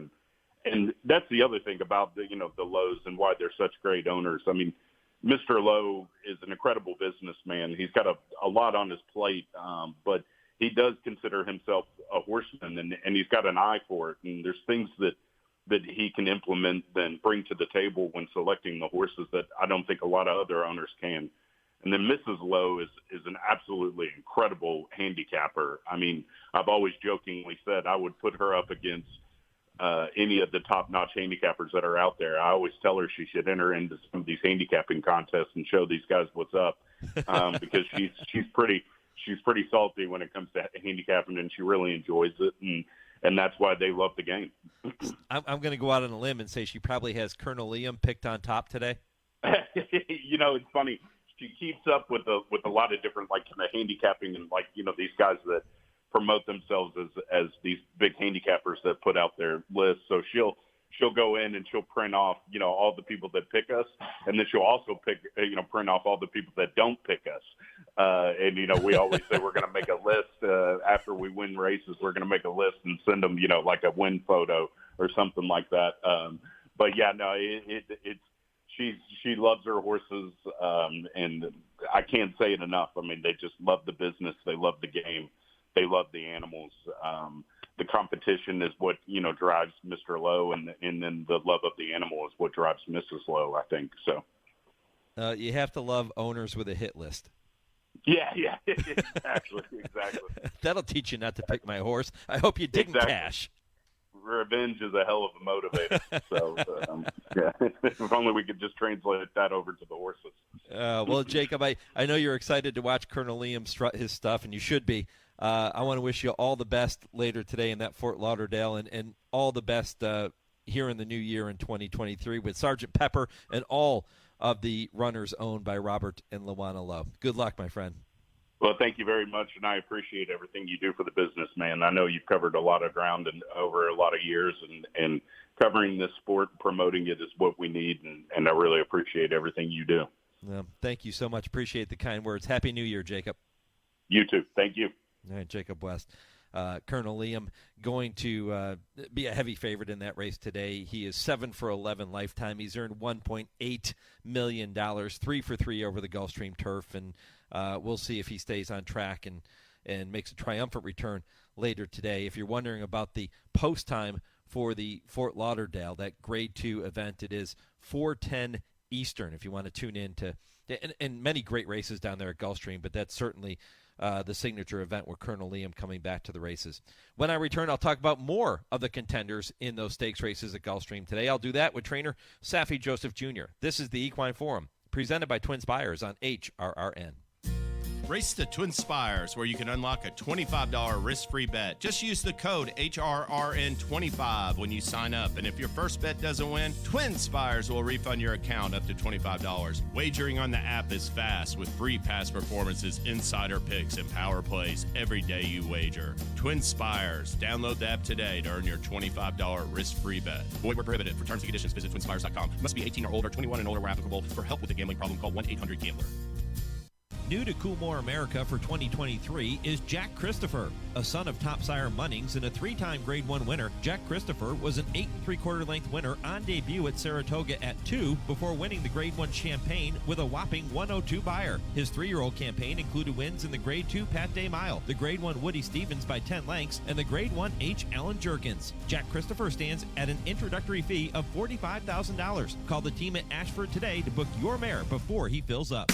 Racing fans, Santa Anita's Classic Meet is underway, and there has never been a better time to experience world-class racing and so much more at the Great Race Place, including a wide variety of dining experiences, along with trackside promotions that include dynamic food and beverage offerings, and of course, our infield family fun zone, all at the foot of the majestic San Gabriel Mountains in Arcadia. Saturday is the last day of the year, so don't miss out on our New Year's Eve and New Year's Day brunch in the Front Runner, where you can enjoy glass-enclosed comfort with an individual tabletop TV monitor while you enjoy spectacular views and our specially curated buffet. That's on both Saturday and Sunday in the Front Runner restaurant high atop the grandstand. Fans, don't forget, it's never too late to join the fun and play in our $7,500 online Survivor. It's free to enter and play. Just select one horse a day. You can play for free at santaanita.com/contest. Please note, first post time on New Year's Eve and New Year's Day and on through Sunday, January 8th is at 12 noon. This is Elliot Walden, and you're listening to the Horse Racing Radio Network. You're listening to the Equine Forum on HRRN, presented by TwinSpires. 3 wide, White Barrio, Charge It, getting ready to launch his bid. He's 3 lengths off the lead, but gaining ground with a 1/4 mile left to go. Now at the top of the stretch, Simplification, bracing for an oncoming White Barrio. Papa Cap is very game between horses, and Charge It swings into action on the far outside. There's an 1/8 of a mile to go. White Barrio takes over from Simplification. Charge It with the late say down the center. 16th to run. White Barrio almost home. Charge It shifts ground. White Barrio still there, and White Barrio wins the Florida Derby for Saffie Joseph Jr. from Charge It in second and Simplification third. Papa Cap ran fourth. The time for the race, 1:50.3. Well, we've been asking you to let me know your top moment, your favorite moment of the 2022 racing season as we get ready to wind down this year and look ahead to 2023. And I'm pretty sure if I ask trainer Saffie Joseph Jr. that question, that win by White Barrio in the Florida Derby is going to be at the top of his list. And he is with me now, so I will ask him. Saffie, good morning, my friend. Happy New Year. Appreciate the conversation. White Barrio, your moment of the year in 2022? I would say so, most definitely. I mean, it was a special moment to win Florida Derby, a race I grew up watching so long and at our home track. So it was definitely a special moment. You know, it's always nice to hear your voice when I say welcome to the show. I never know if you don't set the alarm, if you're maybe out in the barn with the horses. So it's nice to have you on the program, my friend. Yeah, when you get me, because I messed you up twice. I missed you twice, so I got to make up for it. That's okay. You're big league now. You're the defending champion trainer of the championship meet at Gulfstream. That's got a nice ring to it, doesn't it? I mean, yeah, it was like hopefully keep it going. I mean, for the whole team to accomplish that last year was, this year it was a great accomplishment, and we're forever thankful to be able to be a part of history. Well, if you're going to win the title at the championship meet at Gulfstream, you're going to have to beat Todd Pletcher. And I remember talking with you last year before the meet started. It was about the same time, I guess, right at the beginning of the meet. And I asked you about that, trying to go up against Todd. And you said, I think we have the numbers to be competitive. We're going to give him our best shot. Well, your best shot was plenty good enough last year. Yeah, it was good enough. I mean, to win titles, you have to have obviously good horses, but you also have to have numbers. You can't do that unless you have the numbers. And we're in the position now that we do have the numbers to compete against Todd at a meet that he's been so dominant at. I mean, he's basically the king of Gulfstream.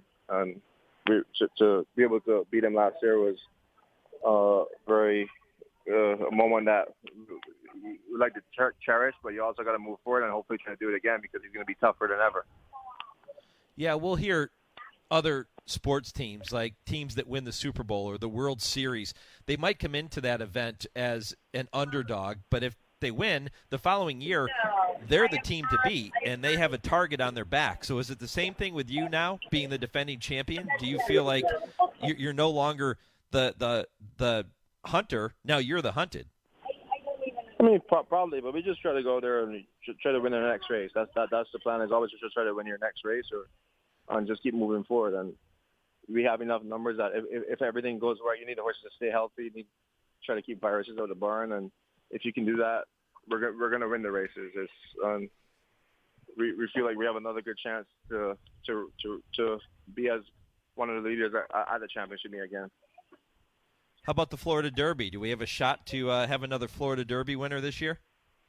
Yeah, I think we got some 3-year-olds. They haven't they're probably not as established as White Barrio was coming off the Jockey Club last year at this moment. But there's one running in Mucho Macho Man, Lord Miles, that we think highly of.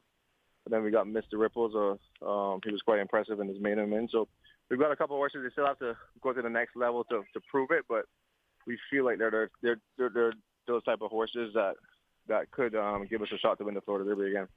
Give me an update on White Barrio. What's he doing now? He just worked this morning, actually. He worked super this morning. He went a half mile and 48 and change and galloped in a minute. And he's in good order. I mean, he's in very good order. Yeah, joined by Saffie Joseph Jr. By the way, you hear him say that White Barrio worked this morning. We are recording this conversation on Friday morning, so that workout, as you're listening to this on Saturday, was yesterday morning, but worked really well and on target for his next engagement. Saffie, let's talk about the horses that you're going to be running in the stakes races at Gulfstream here on Saturday afternoon. The Rampart Stakes, you're in the Mr. Prospector, you're in the Harlan's Holiday. We'll start with the Rampart, Allworthy, Music City Star. Tell me about those two horses. Allworthy's a filly that she's always trained well. Kind of has never really broken through yet. Just run second in a couple of graded stakes and third, and giving her a chance in the mile. I feel like she should be competitive in this kind of spot. Music City Star is a filly we claimed last time for 32. Actually ran 5.5, but she's only gone a mile once, and the one time she went a mile was at Gulfstream for a previous trainer, and she won quite well. Actually beat Allworthy. So from the time we claimed there was intention that she trained well to stretch her back out to the mile, and she actually goes in there. We think she has a really big chance, Music City Star. I mean, she's 1 for 1 on the mile. I know she's going from a claimer to a stake, but she's trained with some good horses, Skippy Longstockings leading into the race, and she's held herself well. So I feel like she's a live outsider. Yeah, that race at a mile that she won last March at Gulfstream was maybe the best race of her career, so that bodes well for her chances. When you claimed her, were you thinking about the Rampart? Was this the spot you claimed her to be in? Yeah, we did. Most of the time we don't claim a horse thinking that, but we were thinking because her mile was so impressive. We were either going to go to Rampart if she trained like she could go to mile, but if not, we were going to sprint her if that's what she needed to do. But we saw no indications that she shouldn't get the mile, but she's got it once before, and we feel quite happy with her preparation into the race. Like she goes there, like I'll be surprised if she doesn't go really, really close. All right, Music City Star, Allworthy, 2 contenders in race number 6, the Rampart Stakes for trainer Saffie Joseph Jr. In the Grade 3 Mr. Prospector, you'll send out County Final and Wind of Change. Tell me about those two. Yeah, both of them. County Final is a horse we just claimed. He's a horse that ran his best races at 5 furlongs in the dirt, which you don't get that too often. Doesn't train like a horse that should have problems going 7/8, but if there's anything, there's obviously a knock in his armor that his 7/8 races haven't been that good. So it's first time running for us, but we feel like how he trained, he deserves a chance, and we're going to give him a chance there. Wind of Change, older horse, runs a lot better in his works than he does in his races. We're going to ride him a bit differently this time. Feel like he has too much talent that he's not delivering it in the afternoon.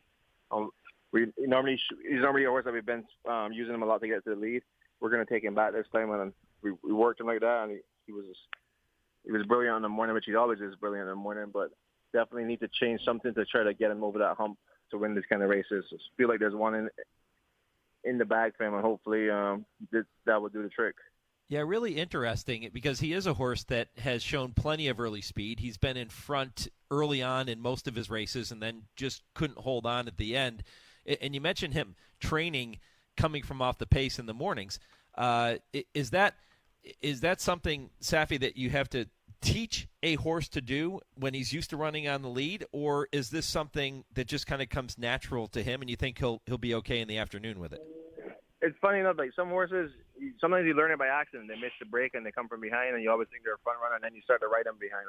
And I've learned through trial and error that some horses that show speed and stop, you take them back and you ride them differently, and they finish strongly. So it's, obviously each horse is different. You got to through trial and error, you experiment a few things with them, and you see if it works. And sometimes it's very rewarding, and hopefully it'll be with him. Well, those two horses will be, competing later this afternoon for Saffie Joseph Jr. And Saffie, then we turn our attention to the Harlan's Holiday, and your West Virginia Derby winner, Skippy Longstocking, is in there. You also have the Chilean bred set to go to the post in that race as well. That's O'Connor. Tell me about those two. O'Connor is a very good horse that has run some high-quality races. He's in Chile, and then he had his first start for us in America. That was very impressive. If he could repeat something like that, you would think he's going to take a lot of beating. He's trained just the same way as he did into his first race, as good, if not better. And we're very excited to run him. Skippy Longstockings, he's a horse that's had an amazing year. And obviously won the West Virginia Derby. Then we went on to the Pennsylvania Derby. Thought it was probably one race too much for him. And probably the competition also ran against much better horses than he had faced. But freshened him after that with the intention of getting him into the Harlan's Holiday and then see how he runs here, and then maybe could lead to the Pegasus. But he's drawn well. He has IRAD. There's not much pace, so he should sit a good spot if he breaks away well. I mean, he's in good order to run as good as he can. No, it'd be great to see him back in action later today. And then we mentioned O'Connor, the Chilean bred, and you talked about him winning impressively in that very first start here in the States, and that was on October 16th at Gulfstream. He drew off. He won by 6. When you get a horse like this, especially a horse that's been racing in another country, and they come to you, does it take you a little while to kind of figure them out, or was this pretty easy with O'Connor? Yeah, he was a bit different. Like when he first came in, I think over there they don't train with saddles in the morning when they're just galloping and stuff. And you watch him train when he first came, and you would obviously I didn't know the Chilean form, but you would kind of just disregard him. He's just trained very average, very moderate. Even his first few works, there were nothing to get excited about. And then all of us, probably 2 months in, 2.5 months in, his works just started getting better and better. And the more you push at him, then he started to see his true quality. And he's a very exciting horse, very exciting prospect. I mean, hopefully he goes there and delivers what we've been seeing in the morning again, because we think he has a bright future over here in America. Yeah, we were talking about running styles. Did you go back and watch his races in Chile to see what his running style was in those victories? Yeah, so the owner sent me videos, and I was a little concerned running him first time going a mile and 16th, because going a mile and a quarter, he's pretty far behind. He's like 10, 12 lengths behind, 14 lengths behind. So I was very concerned that a mile and 16 for the speed over here, that he'd be just kind of too much to do. But he was very handy for Edgar the whole way. He broke well, and I mean, he made a pretty early move and he sustained it. So definitely has enough speed to put himself in a position. But going into the race, that was definitely a concern, and to see him be so handy for us was very gave us a lot of confidence. He has to handle the inside post going a mile and a 16th at Gulfstream. That's not much of a run into that first turn. It's very quick. Any concerns there? Yeah, I mean, most of the time in the first turn here, you don't want to be too wide, but with him, he's going to lay mid-pack, I don't think it's too much of a concern. I think inside here, actually a mile and 16th, maybe a draw that shouldn't compromise him too much. He has to break well. Ideally, you'd like to be 4 and 5, but I don't think it should be much of a compromise for him once he gets there well, and Edgar can put him in the right spots. Trainer Saffie Joseph Jr. with me here on the Horse Racing Radio Network. Saffie, I know it's a busy day for you. You're going to have a lot of fun this afternoon. Enjoy every moment of it. I know you always do. Say hello to your father and to the whole family, and Happy New Year to everybody. Thank you very much, Mike. Happy New Year to you and everybody at HRRN. All right, see you, Baba. Saffie Joseph Jr. here on HRN, and what a job he's done, and it is different now. Now people know that he can do it. I think last year when I had the conversation with him about this same time, and I asked him about going up against Todd Pletcher, and he gave me the answer I referenced earlier, saying he had the numbers and they were going to give it their best shot, and he was very confident going into the championship meet last year because he finally felt like he had the numbers that he needed to try to compete with guys like perennial leader Todd Pletcher, the Hall of Famer. And he did it. And now he knows he can do it, but now everybody else also knows that Saffie Joseph Jr. is coming loaded for bear. A little different scenario because it's the horses that are doing the talking, right? A little different scenario than, say an NFL team where, you've got a team taking on another team and the other team can get pumped. The horses aren't going to get pumped up to face each other, right? They're not going to be, having pregame pep talks. But Saffie has built his barn, his team, if you will. He's built a quality team that can now compete with any trainer in the nation. We know how good Saffie is down there in South Florida. So this is going to be fun to watch. Will it be Saffie? Will Todd take over the top spot? I think we're going to enjoy this over the next several months, and it's going to be one of the cool storylines to watch early on here in 2023. All right, coming up next, Jon White will join me from Santa Anita. Jon, the morning line odds maker. He's going to look back on the life, the career, the legacy of longtime track announcer Joe Hernandez. This is the Equine Forum, presented by TwinSpires on HRRN. Race to TwinSpires, where you can unlock a $25 risk-free bet. Just use the code HRRN25 when you sign up. And if your first bet doesn't win, TwinSpires will refund your account up to $25. Wagering on the app is fast with free past performances, insider picks, and power plays every day you wager. TwinSpires. Download the app today to earn your $25 risk-free bet. Void where prohibited. For terms and conditions, visit TwinSpires.com. Must be 18 or older, 21 and older where applicable. For help with a gambling problem, call 1-800-GAMBLER. Action-packed horse racing is on the card this December at Gulfstream Park. Live racing Wednesday through Sunday. There's plenty to bet on with weekly stakes races, the return of turf racing, and jockeys and trainers from all across the country. Enjoy the races outdoors at the new Carousel Club or cool off in our private suites or the trackside restaurant Ten Pub. For stake schedules, tickets, and reservations, head to GulfstreamPark.com. It's time now to shine the spotlight on the Darley Taking the Reins Performer of the Week. Speaker's Corner has opened up on the field. Speaker's Corner is under a hand ride here, and he's got a 6-length lead as they pass the 16th pole. Speaker's Corner in a dominating performance, winning the quarter. Won it by 5. A great look back on that impressive win in the Grade 1 Carter by new Darley Stallion Speaker's Corner. A victory that makes him your Darley Taking the Reins Performer of the Week. Darley Stallion Speaker's Corner began his 4-year-old year in 2022 on a high note with a win in the FW Hooper Stakes in January and went on to win the Grade 1 Carter, posting a 114 buyer. Only Flightline has a better number the last 3 years. To learn more about Speaker's Corner and all the Darley Stallions, visit DarleyAmerica.com. Hello, this is Steve Cawthon, winner of the Triple Crown 1978 Aboard Affirmed, and you are listening to the Horse Racing Radio Network.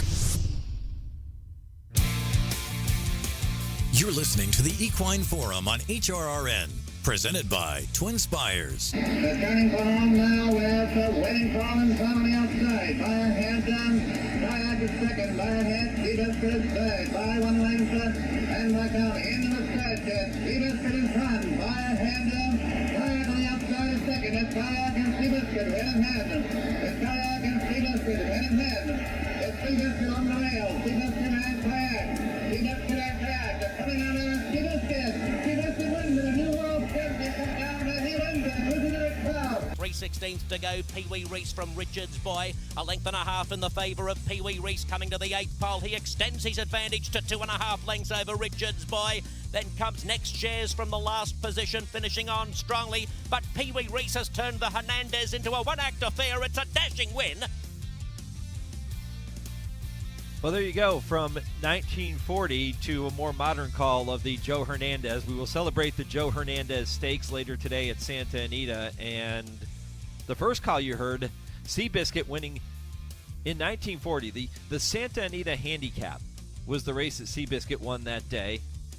And the call was given by Joe Hernandez, the legendary announcer at Santa Anita for so many years. And he was beloved by so many people. And to look back on his life, his career, his legacy, I now welcome Santa Anita Morning Line odds maker Jon White to the program. Jon, really appreciate the conversation and the visit, my friend. Good morning. Good to be with you. And yes, when you say legendary track announcer, that puts it absolutely perfectly.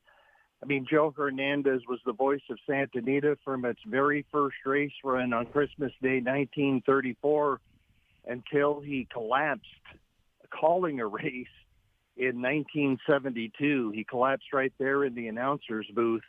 And Terry Gilligan, actually, who was a racing official at the time, went into the booth and finished calling the race and then became the track announcer a couple of years. And then Chick Anderson, who's famous for Secretariat's television call in the Belmont Stakes. He's moving like a tremendous machine, became the track announcer at Santa Anita.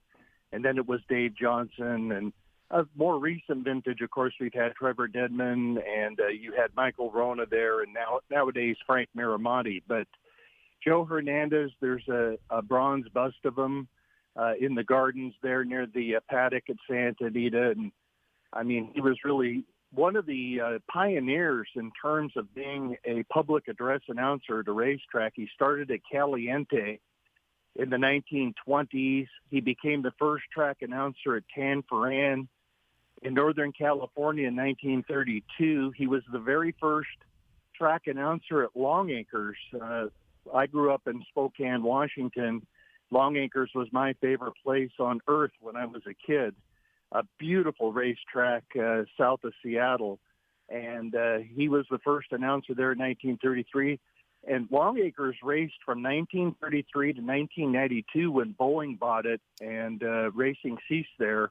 There was a little gap, and nowadays we have Emerald Downs. There were only 4 track announcers in the entire history of Long Acres: Joe Hernandez, Chick O'Neill, Harry Henson, who became the track announcer at Hollywood Park and Sunland Park and Arlington Park, and then Gary Henson, Harry Henson's son, was the announcer for the final portion of the history of Long Acres. There were really 4, I think, most famous races ever run at Santa Anita, and Mike, you played the first of those 4. That was Seabiscuit's win in the Big Cap in 1940. And Joe Hernandez called 3 of these 4 most famous races in the history of Santa Anita. Another one would be, of course, John Longdon, when he announced he was going to retire in 1966. And he made the announcement. At the time, he was the world's winningest jockey. And he made the announcement before riding in the San Juan Capistrano, the famous race at Santa Anita, at about 1 3/4 miles, coming down the hill on the turf course. And in a dramatic, almost fairy tale-like finish, it was John Longdon winning on George Royal, defeating Plaque and Tomcat in a driving finish. Joe Hernandez called that race. Another of the 4 famous races would be Zenyatta, of course, winning the Breeders' Cup Classic. That would be Trevor Dendon with his tremendous call. This is unbelievable, and of course famous for that. But then the 4th of the famous races would be Silky Sullivan, when he came from 41 lengths behind in 1958. 41 lengths behind, not in a 2-turn race, Mike, in a 6.5 furlong sprint around 1 turn. You can see that race on YouTube. You can also find Silky Sullivan Santa Anita Derby, which he came from almost 30 lengths behind to win that year. But Joe Hernandez called those Silky Sullivan races. And just as a quick side note, I once wrote a article for the Thoroughbred breeding magazine here in California about Sookie Sullivan, and in one of my most favorite interviews I ever did, I talked to Harry Silbert about that 41 length come from behind win by Sookie Sullivan. And what Harry Silbert, Bill Shoemaker had never ridden Sookie Sullivan before that race. And the trainer, Reggie Cornell, told Shoemaker, look, don't rush him. So they're coming down the backstretch, and Sookie Sullivan's almost a 16th of a mile behind the next to last horse. And Silbert was sitting in the box seat with the trainer, Reggie Cornell. And Cornell, they both had their binoculars on Sookie Sullivan, and he dropped so far behind, they were in shock. And Reggie Cornell said to Silbert, I told him not to rush him, but this is ridiculous. And Sookie Sullivan won that race. And, of course, to this day, you'll hear the phrase, a Sookie Sullivan finish. So, again, that was Joe Hernandez at the mic for those famous races. Just incredible, and that's a wonderful recollection of his career and some of the top moments that Joe Hernandez was part of. And you think about him being the man to open Santa Anita Christmas Day 1934. That's just remarkable, because that opening day, the day after Christmas, is still that iconic opening day in thoroughbred racing, and Joe got to be part of that very first one, and then everyone up through the, early 1970s, I guess, right? Yeah, 1972. Yeah. So, by the way, one other tidbit I'll pass along. I was very close with Charlie Whittingham. I mean, I spent many, many mornings when I was a reporter and a columnist for the Daily Racing Form in the 1980s. And one day Charlie was telling me this story about Joe Hernandez. Whittingham was training a horse by the name of Whittingham. Yes, that was the name of the horse. And he was a come-from-behind horse. And Charlie told me, he says, Joe Hernandez was not shy to step up and make a bet on a horse. In other words, he was a gambler. He would bet on the races. And Charlie said it's pretty obvious that he had a big bet on Whittingham when Whittingham was rallying in the stretch, and Joe Hernandez got so excited that he said, and on the outside, here comes Charlie, instead of Whittingham. And Charlie had got a big kick out of that. And that actually was a pretty decent horse. He won a couple of stakes races at Hollywood Park during his career. But that was one of my favorite of many really fond memories I have of being with Charlie Whittingham. According to the Wikipedia page on Joe Hernandez, and I did not have the opportunity, certainly I was very, very young in the 1970s, didn't have a chance to be around Joe Hernandez or experience his race calls at all, but I went back and looked at the Wikipedia page, and it says that he not only was a race caller, he was a highly respected sports writer, handicapper, jockey and buyer's agent, radio and television producer, music composer, actor, athlete, and philanthropist. So Joe Hernandez was not a one-trick pony, John. He certainly was not. He wore many hats, no doubt about it. And really one of his most famous hats, other than being a track announcer, was as a bloodstock agent, because he was responsible for bringing one of the, a Hall of Fame horse to this country from South America by the name of Cougar II, a very popular horse and a very good horse. In fact, here's another memory of Whittingham. Whittingham told me that when he ran Cougar II in the Marlboro Cup, the very first Marlboro Cup at Belmont Park in 1973, that was won by Secretariat, and Reva Ridge ran probably the best race of his life to finish second. Cougar II finished third in that race. Charlie told me, he says, I really thought I was going to beat Secretariat that day. He said, because Secretariat was coming off a loss. He'd been upset by Onion at Saratoga. And Cougar was at the top of his game. And Charlie said, Cougar fired that day. He ran one of his best races, and he said he was no match for Secretariat. Wow. Unbelievable. What a great story. Jon White, morning line odds maker at Santa Anita, joining me to look back on Joe Hernandez and his legacy and his career behind the microphone at Santa Anita. The Joe Hernandez Stakes will be taking place Saturday afternoon at Santa Anita. And, John, I know as the Morning Line odds maker, you have paid a lot of attention to that race. It's going to be the first race on the program Saturday afternoon. Tell me a little bit more about this year's renewal.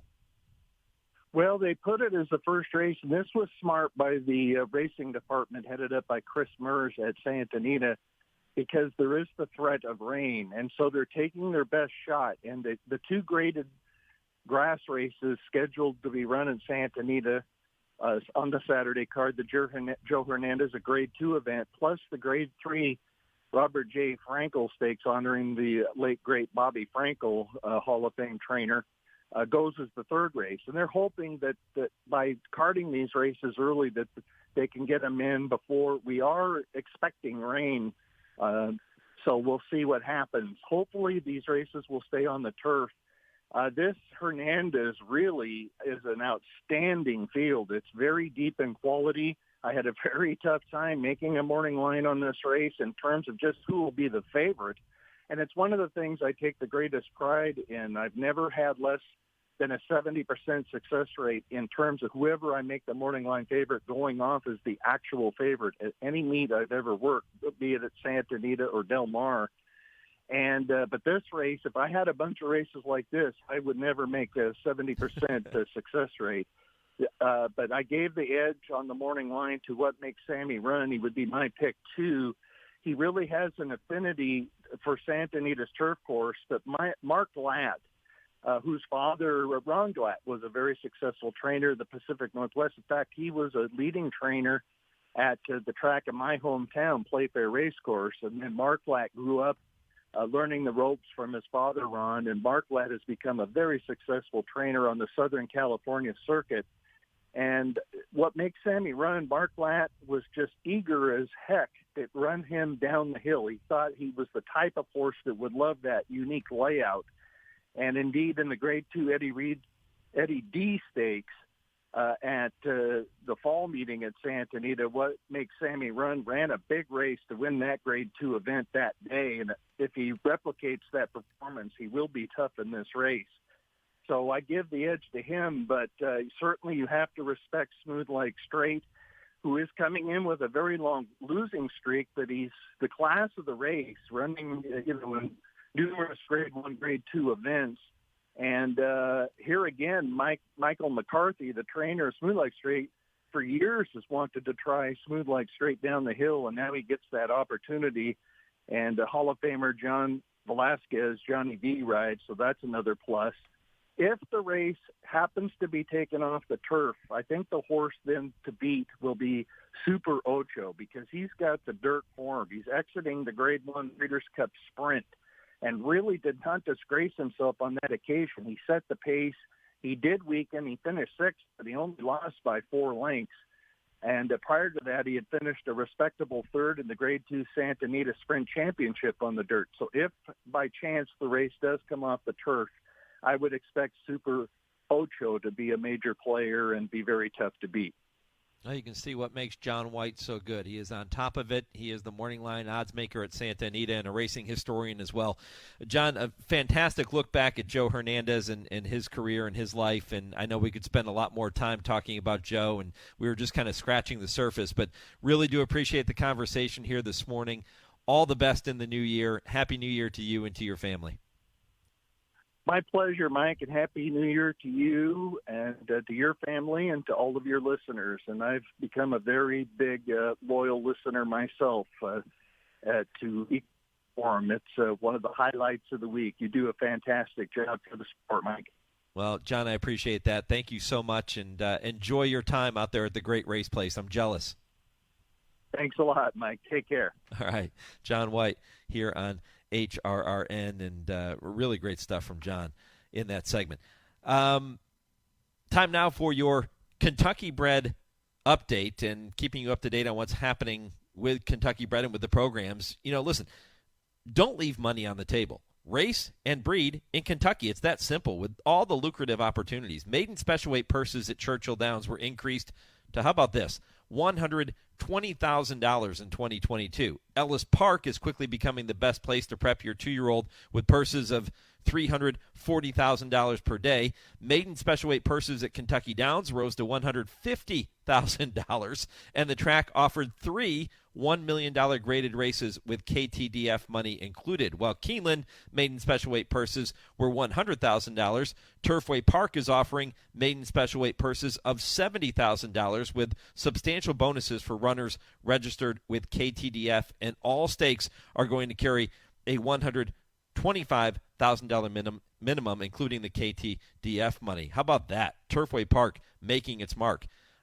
Reap the rewards. In addition to over $200 million that has been distributed to Kentucky breeders since 2006, and with purse money soaring and the KBIF contributing nearly $16 million to eligible breeders, as well as the fullest fields in the country, there is clearly no better time to race and breed in the bluegrass. For more information, visit KentuckyBreds.com or KBIF.KHRC@ky.gov. Another way, but KentuckyBreds.com, probably the easiest way to go check everything out and get more information about racing and competing here in Kentucky. Breed them, raise them, race them, we all win. I'm back to take a look at a couple of historical dates in racing history and get you ready for hour number 3. This is the Equine Forum on the Horse Racing Radio Network. Tenda Equine and Pet Care products have been keeping world-class equine athletes happy and healthy for generations. Keep your equine athlete looking and performing well with Tenda Next Generation Wound and Skin Care Treatment, along with nutritional supplements, leg and muscle care products, salves, hoof care, poultice, topical aids, and grooming products. Visit tendahorse.com today.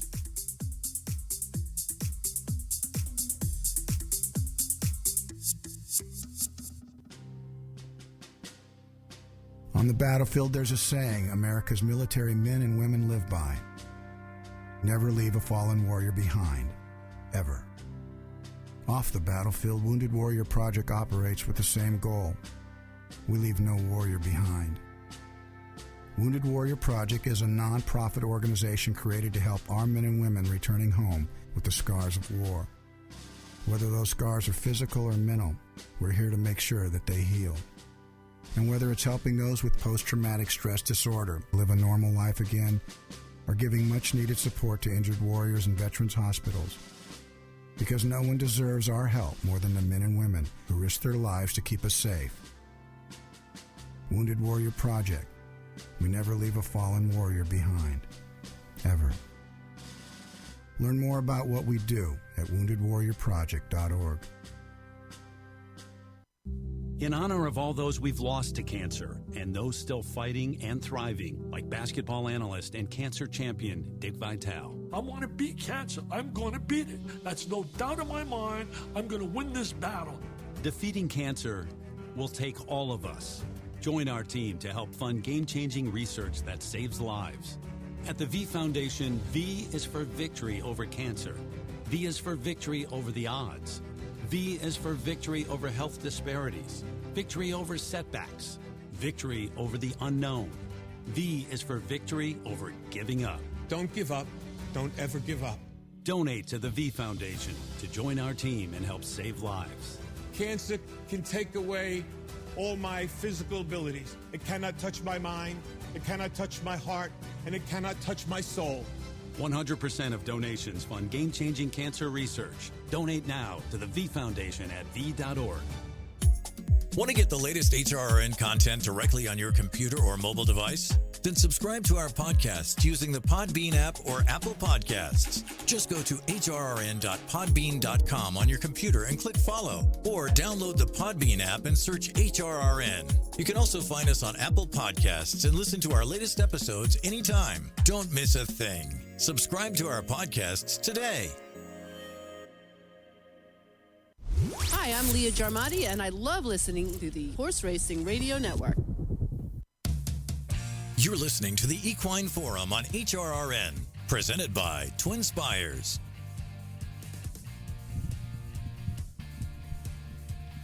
Two hours down, 1 to go. I'll tell you more about the third hour of the program momentarily. Not a whole lot of historical racing dates to take a look at on the docket for this weekend as they apply. So I'm going to go ahead and remind you that you can weigh in on our poll question right now. What was your favorite moment of the 2022 racing season? So many of you have selected Flightline, Rich Strike, certainly Cody's Wish getting some respect. You can go to @HRRN on Twitter, Horse Racing Radio Network on Facebook, or if you don't do social media, email your comments to me. You can always email the show, mike@horseracingradio.net.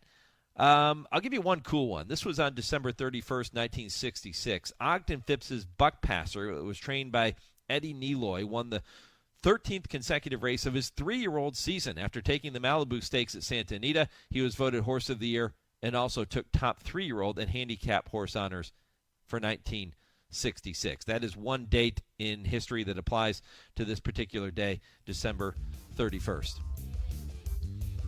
All right, coming up in hour number 3, it begins with Joe Kristufek joining me for this week's TwinSpires Triple Play. 3 races you can keep an eye on later today. Kurt Becker's Stroll through racing history at 10:20, and at 10:30 I ask, they answer with trainer Dale Romans, turf writer Tim Wilkin debating some of the hottest topics in the game today, including who should be champion 3-year-old male of 2022. If your local station is leaving us at this time, you can continue listening to the third hour of the program on Sirius 216 XM 204, streaming worldwide on our website at horseracingradio.net and on ESPN 680 in the Louisville, Kentucky market. Hour 3 of the Equine Forum is up next. This is the Horse Racing Radio Network.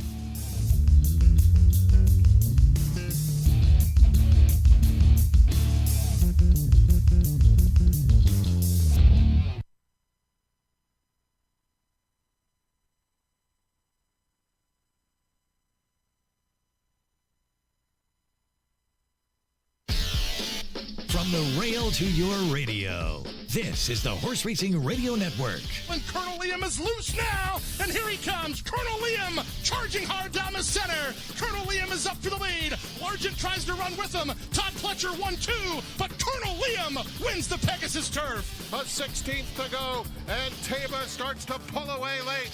It's Taba, absolutely terrific in winning the run. Happy Malibu by 4 widening lengths. Welcome to the Equine Forum, presented by TwinSpires. A length and a half in the favour of Pee Wee Reese coming to the 8th pole. He extends his advantage to 2.5 lengths over Richards Boy.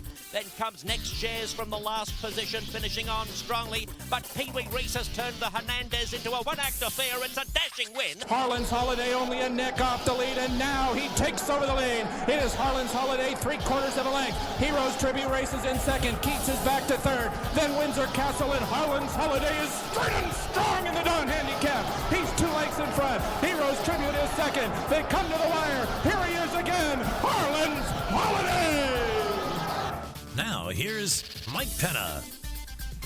Welcome back. Hour number 3 of a very, very busy morning once again here on the Equine Forum. Happy New Year to everyone throughout HRN Nation. This, the final program of 2022, and asking you what your favorite moment was in the 2022 racing season. You can go to our Twitter page, our Facebook page, or you can email the show to let me know. The Twitter feed at HRRN, Horse Racing Radio Network on Facebook, and of course Mike at horseracingradio.net, the way that you can get in on the show. If you missed any portion of the first 2 hours of the program, my conversation with Byron King from Blood-Hore, looking back on his top moments of the year. Terry Finley from West Point Thoroughbreds, reflecting upon the season they had with likely Horse of the Year, I think unanimous Horse of the Year, Flightline. That was in Hour 1. Hour 2 included Jacob West, the racing manager for Robert and Luana Lowe, looking ahead to Colonel Liam in the Grade 2 Fort Lauderdale at Gulfstream today. Saffie Joseph Jr. joined me at 9:20, and Jon White just a short time ago remembering Joe Hernandez, the longtime track announcer at Santa Anita, and of course giving you some insight into this year's Joe Hernandez Stakes coming up today at the Great Race Place. Well, Hour 3 begins with Joe Kristufek and this week's TwinSpires Triple Play.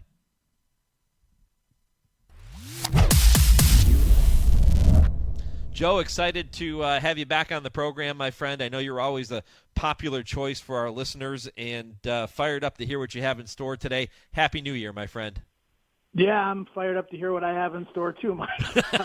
Happy New Year to you. You're bringing a new one, man. Yeah, no, it's holidays are behind us. 2023 is directly in front of us, and we'll do our best as we always do. Hopefully, the stars align for the listeners today. Let's just start very quickly, Joe. Well, we've got a minute to take a look back on what we saw last weekend. Terry Finley was with me earlier, and he looked back on his win in the Gun Runner Stakes last weekend, and that was just part of a huge day at the fairgrounds last week. Yeah, I mean, that's turning into a tremendous card. I don't even want to say turning into a tremendous card. It is a tremendous card with the Untappable and the Gun Runner, points races that were added to the schedule last year and highly successful. I mean, they don't leave any cards on the table. We run 13 races and 9 stakes, so that's like a week's worth of work in one day for Kevin Kilroy and myself, but it did not disappoint. I mean, a lot of people were talking after the races about how high the speed figures were on the Beyer scale and on the Brisk scale and every other metric that you could look at. And people are like, man, those figures can't be that high. I just think we had some great performances. I mean, Jason's Road was good, but Banishing, I thought for Brendan Walsh was just as good, if not better. He ran faster, and I think he's got a lot of upside. And Brendan had told me a couple of weeks ago that he thought this was a horse that could maybe get him to the promised land. So that's a horse to watch moving forward. A Brad Cox with Dazzling Blue and Corona Bolt. Very impressive sprinting, and I'm guessing both of them are going to stretch out moving forward. Brad looks like he's loaded for Bear. And then just some great stories with Jason Barkley and Spooky Channel coming off the layoff. And top performances from top to bottom. So it couldn't have gone any better, I don't think. And it kind of just really sets the table for 2023 when it comes to the 2-year-old soon to be 3. And we know how strong our program has been here at Fairgrounds, although for whatever reason, we don't deserve a grade 1. But I think one would argue that we probably do. But between the fillies and the boys the last several years, the road to the Derby and the Oaks partially goes through New Orleans. So really looking forward to what happens in the LeCompte, the Risen Star, Louisiana Derby, et cetera. When you can figure out what the Great Estates Committee is thinking with some of their decisions on these big races, let me know, because for years I have talked about it on this show. It is mind-boggling in many instances. Yeah, you know what, Mike? Like a lot of things in life, it's political. It's regional, and there's probably some underlying reasons that I'm not privy to, but I thought the Rachel Alexandra or the Fairgrounds Oaks should be grade 1. They always talk about, the Rachel Alexandra is a prep for the Fairgrounds Oaks. Well, people don't go to the Fairgrounds Oaks because they go to the Ashland because that's a grade 1. So there's an underlying problem there because the Rachel Alexandra has been one of the best Kentucky Oaks preps for the last 25 years. Yeah. It has. There's no transparency when it comes to the Graded Stakes Committee either. But that's a topic for another day. Let's pick some winners. Yeah, let's pick some winners. You're right. It is time for the TwinSpires Triple Play, and Joe has 3 races you can keep an eye on later this afternoon. Go to TwinSpires.com and bet them any way you would like. It begins with race number 6 at the Fairgrounds, which is an allowance race, 1 mile, 70 yards on the main track. How'd you see this one, brother? Yeah, what I like to do with the triple play, Mike, is try to give maybe 1 free space and then maybe 2 price shots or a square price and a long shot. So this is going to be the free space of the 3, I think, to me, in Kapuna for Brett Calhoun. And, man, he is having a tremendous meet. He's one of the guys here that hasn't been affected by the fact that we really haven't had turf racing because he doesn't have a lot of turf horses in his barn. And he's got a lot of good Louisiana breds, and he's got a lot of horses with conditions, and he's got a lot of good horses coming back off of layoffs. Kapuna's one of them. He ran in the Louisiana Derby. That didn't go well after running second to Cyberknife in an allowance race here. The previous meet came back at Churchill going 7 furlongs last out, was a very good third in a deep field of 12. Galloped out tremendous, and the notes that I have are great prep for a route, and that's what he gets here, a two-turn race. Ray Gutierrez, I know he'd love to win the jockey title here at Fairgrounds. He's Brett Calhoun's main man, beneficiary of a lot of bounce like this, but riding fantastic in his own right. And this is a horse that's got a chance to be something special moving forward. A 3-year-old, soon to be 4, but lightly raced with just 6 starts and still has plenty of upside. I know you like to give that free space, as you just mentioned. So 8-5 on Kapuna. That's the morning line price. If you were to try to hook Kapuna up with 1 or 2 horses that you said, okay, maybe these horses would be good underneath Kapuna in an exacta or even a trifecta, who would those other horses be, Joe? I went with a price for second, number 5, Ricky Bobby, who was actually in a maiden 12-5 claimer just 3 races ago and won by 7. Then he went to Delta. He hated life there, didn't run a step, and then came here to Fairgrounds last stop. Man, that was a tough DQ. It was a 15-2. He was much the best. He slightly bothered a foe. He won that race in hand, and he deserved better. Now he's stepping up in class, but I think the rest of this field is kind of sort of suspect, and he's better than he looks on paper, and strangely enough, he's a gun runner that was in for 12-5, so maybe he's better than everybody thinks. So 10-1 on Ricky Bobby. That's the horse I got in second. Yeah, all he wants to do is go fast, right? There you go. So if he lives up to those expectations, we should be in good shape. We'll find out. 10-1 on Ricky Bobby. Underneath Joe's top pick, Kapuna, would make for a heck of an exacta in that 6th race at the Fairgrounds. All right, leg number 2, you're going right to the 7th race, which bigger price in here for your selection, but I won't steal your thunder. This is a 1.16 maiden special weight. It is for the 2-year-old girls going, as I said, a 1.16 on the main track. So how'd you see this one? Well, Cox on the Rail is the horse to beat on paper, comparative, and Steve's got one in here, Asmus on the Stone Street homebred, who's by into Mischief, who was 4th on debut, and Vivaciously, who should improve around 2 turns. And the outside posts have not been good in routes. So what the heck am I doing picking the 10, Badgeland? Well, I'm going to tell you, she's going to be a price. First of all, she's 12-1. That's the most important part. This is a half to Sconson. Now we know Sconson is a great sprinter, $1 million sprinter by Include. This one's by Painter. I'm surprised it didn't breed to a little bit more high-profile stallion, thinking that, this is a tremendous broodmare potentially if she's already produced Sconson by Tiz now. But the debut, Mike, ran 5th, got beat 16 lengths by a really nice horse and Ruthless Rua. And one of the things I like to do when I take trip notes, especially for the 2-year-olds, how did they run, then how did they gallop out? And although this horse broke slowly and was a distant 5th across the finish line, galloped out really well, leading me to believe that the 2 turns is going to help this one. The price is right. This isn't the deepest, most talented field. I don't think we're going to see a Fairgrounds this meet. So all things considered, 12-1 in the morning line for Foley and Mitchell Merle. I'll take the price in here. Yeah, good price. And you get some reward for the risk of taking a horse on the outside. Yeah, because people know. I mean, it's been well documented that it's been tougher. So maybe we get more than 12-1. We'll see how it plays out. But this is the kind of horse that can be a separator in that $1, 15% pick 6 with the no jackpot, or the pick 5s are 15% here at Fairgrounds too. This is the kind of horse that could be a major separator. So I'm not saying to single this horse necessarily. Maybe use the 1, the 5, and the 10. So if one of those other logicals comes in, you're good. But obviously you'll be rooting for the price in Badgeland. Yep, number 10, Badgeland, the selection for Joe Kristufek in the second leg of this week's TwinSpires Triple Play. The final one, you go to another 2-year-old filly maiden special weight event, which is the 10th race, final race on the program, 1.16 on the main track. Another big field. How'd you see this one? Another price? And a similar thought. Yeah, 8-1 with Lady with a Cause, who was just $18,000 as a Keeneland September yearling. And I see Kenny McPeak at the sales. We like to buy horses at the yearling sale.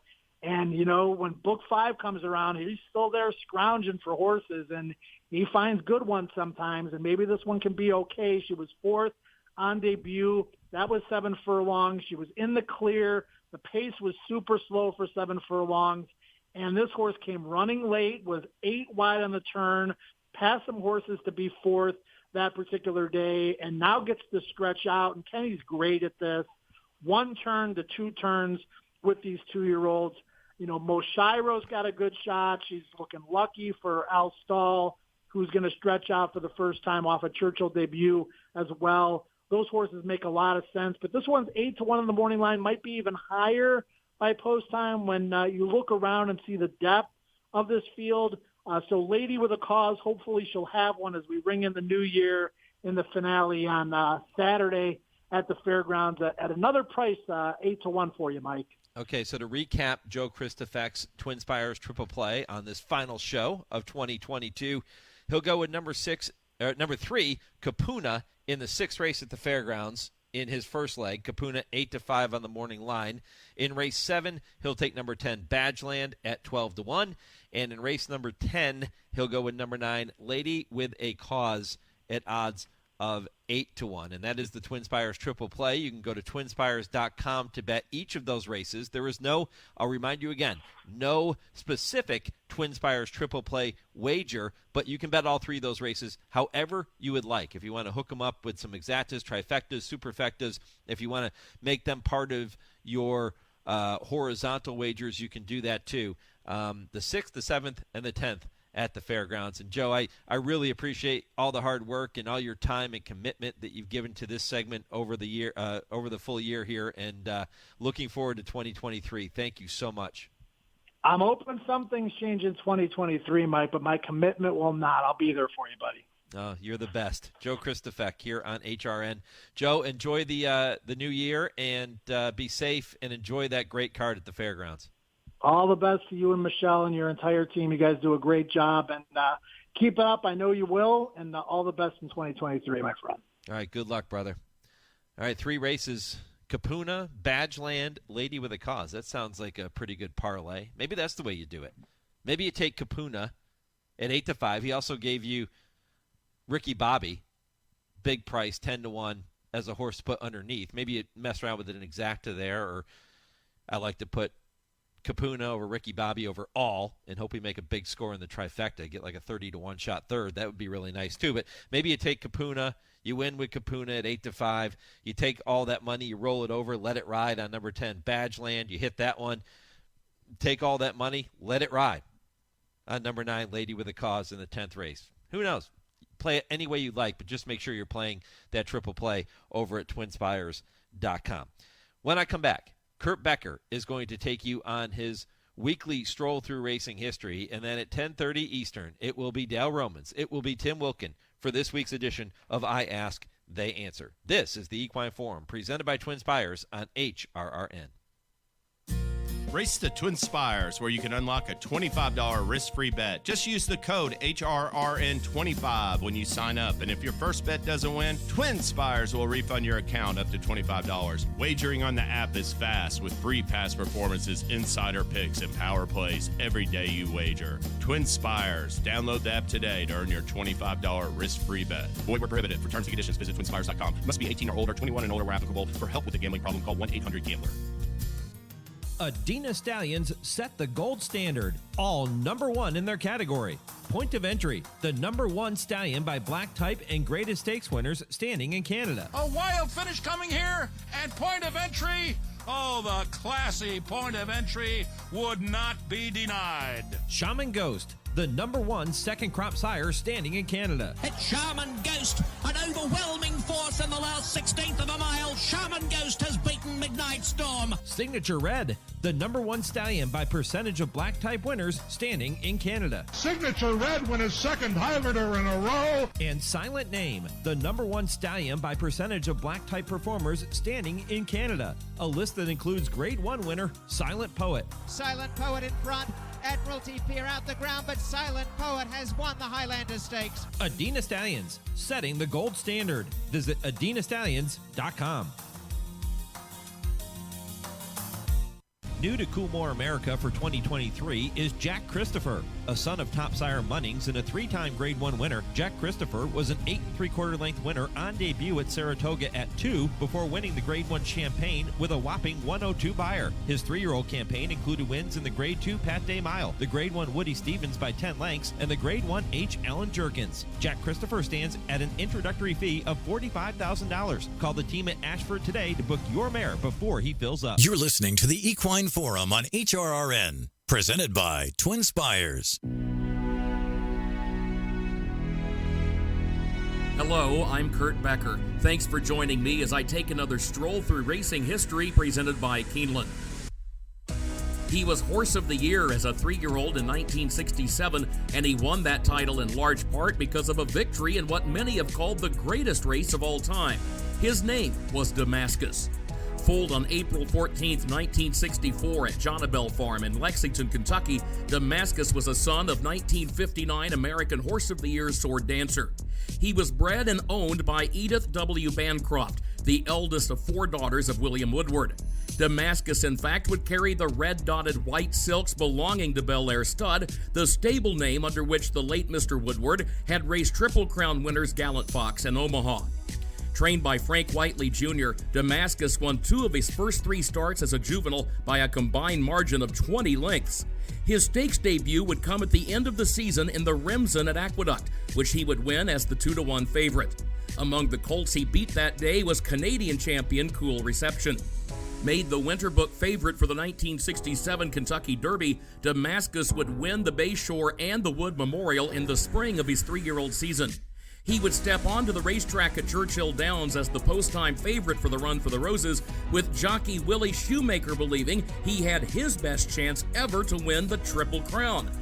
But neither the Kentucky Derby nor the Triple Crown were meant to be. During the post-parade for the Derby, Damascus became frightened when he heard the band begin playing My Old Kentucky Home. Shoemaker later said of the colt, he was a nervous wreck. As for the running of the race, Damascus was carried wide into the stretch, and he had to alter course sharply while dealing with traffic in the final furlong. The result? Damascus finished 3rd in the Kentucky Derby, behind Longshot's Proud Clarion and Barb's Delight. But Damascus quickly recovered from the loss, winning both the Preakness and the Belmont Stakes to capture the final 2 legs of the Triple Crown. He was the favorite at post time in both of those races, with his odds dipping to 4-5 in that Belmont victory.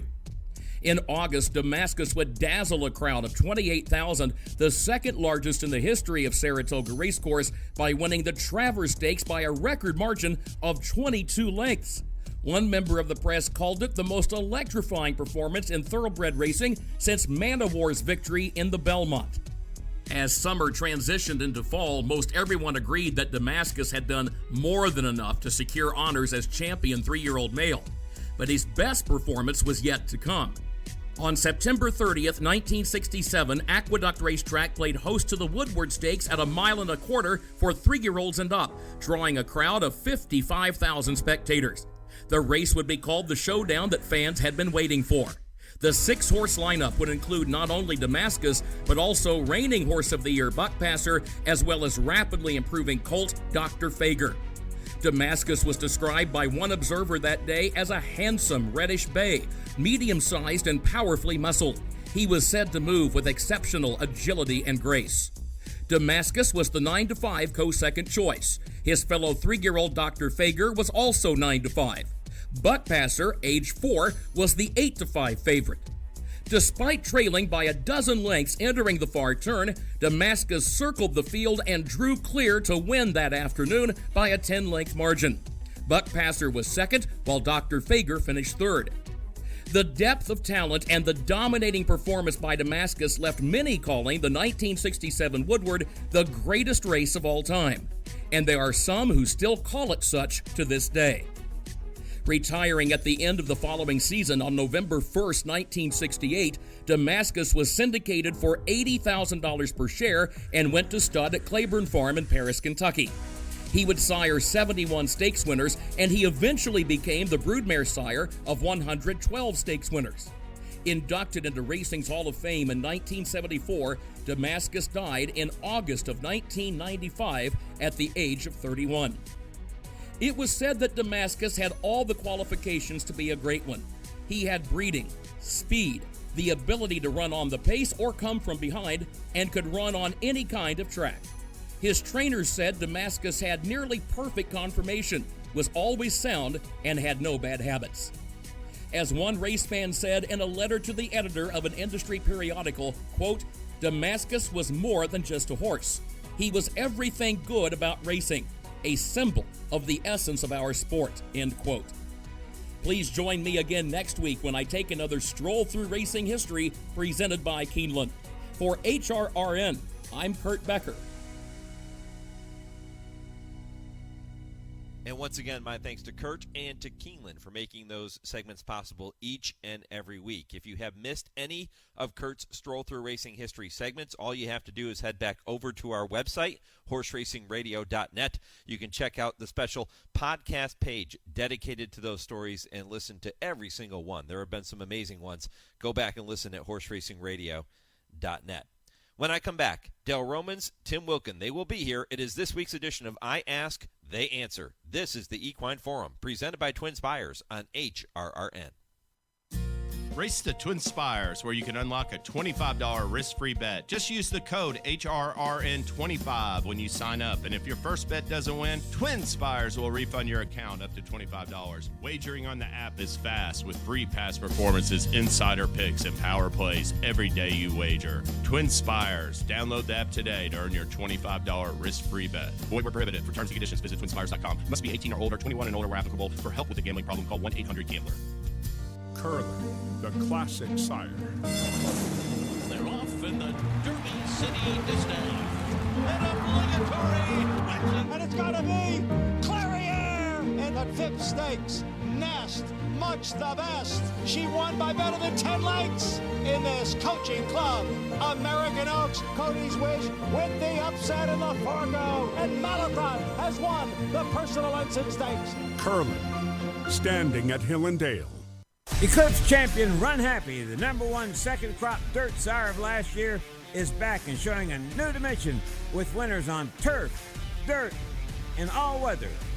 A record-breaking sprint champion, Run Happy is also siring winners at all distances, from 7 furlongs to 1.25 miles.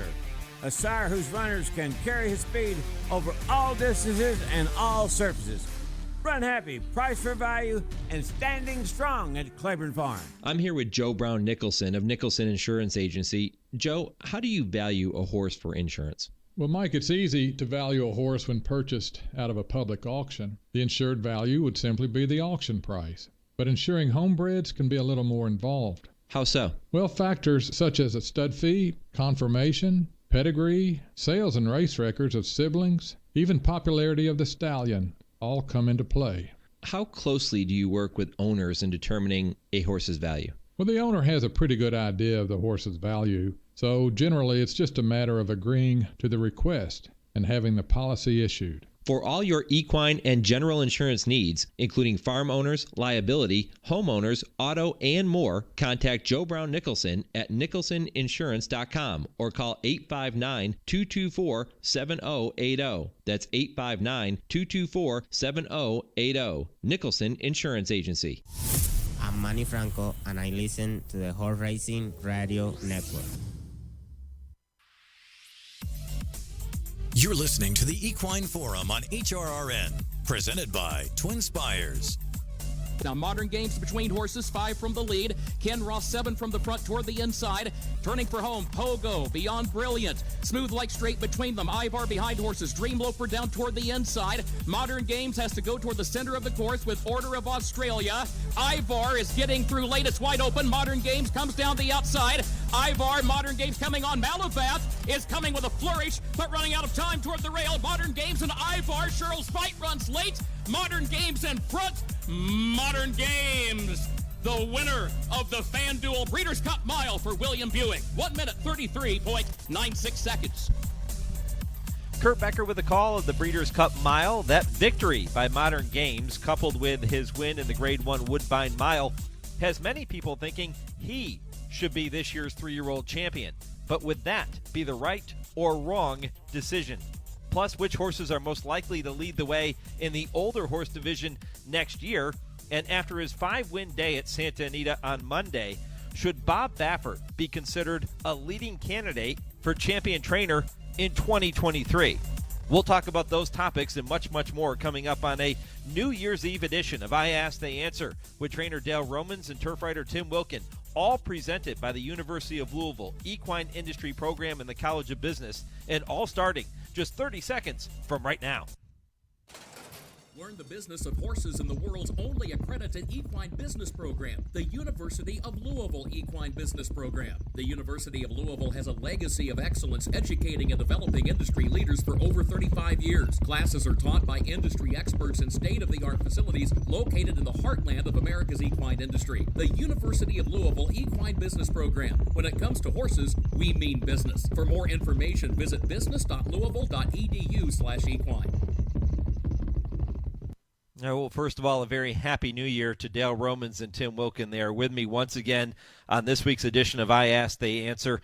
Guys, we'll jump right into the very first topic. The NTRA will soon come out with their choices for the moment of the year in 2022, and there are going to be several outstanding moments which make that list. Dwayne Lucas winning the Kentucky Oaks, Rich Strike, his upset in the Derby, Cody's Wish, Flightline. They could all be among the favorites.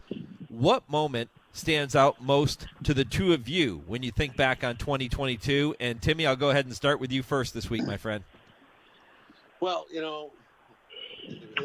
early Happy New Year to you guys. But there's just so many, every year there's so many great moments in this game. And, to pick one, it's almost criminal that you have to just pick one.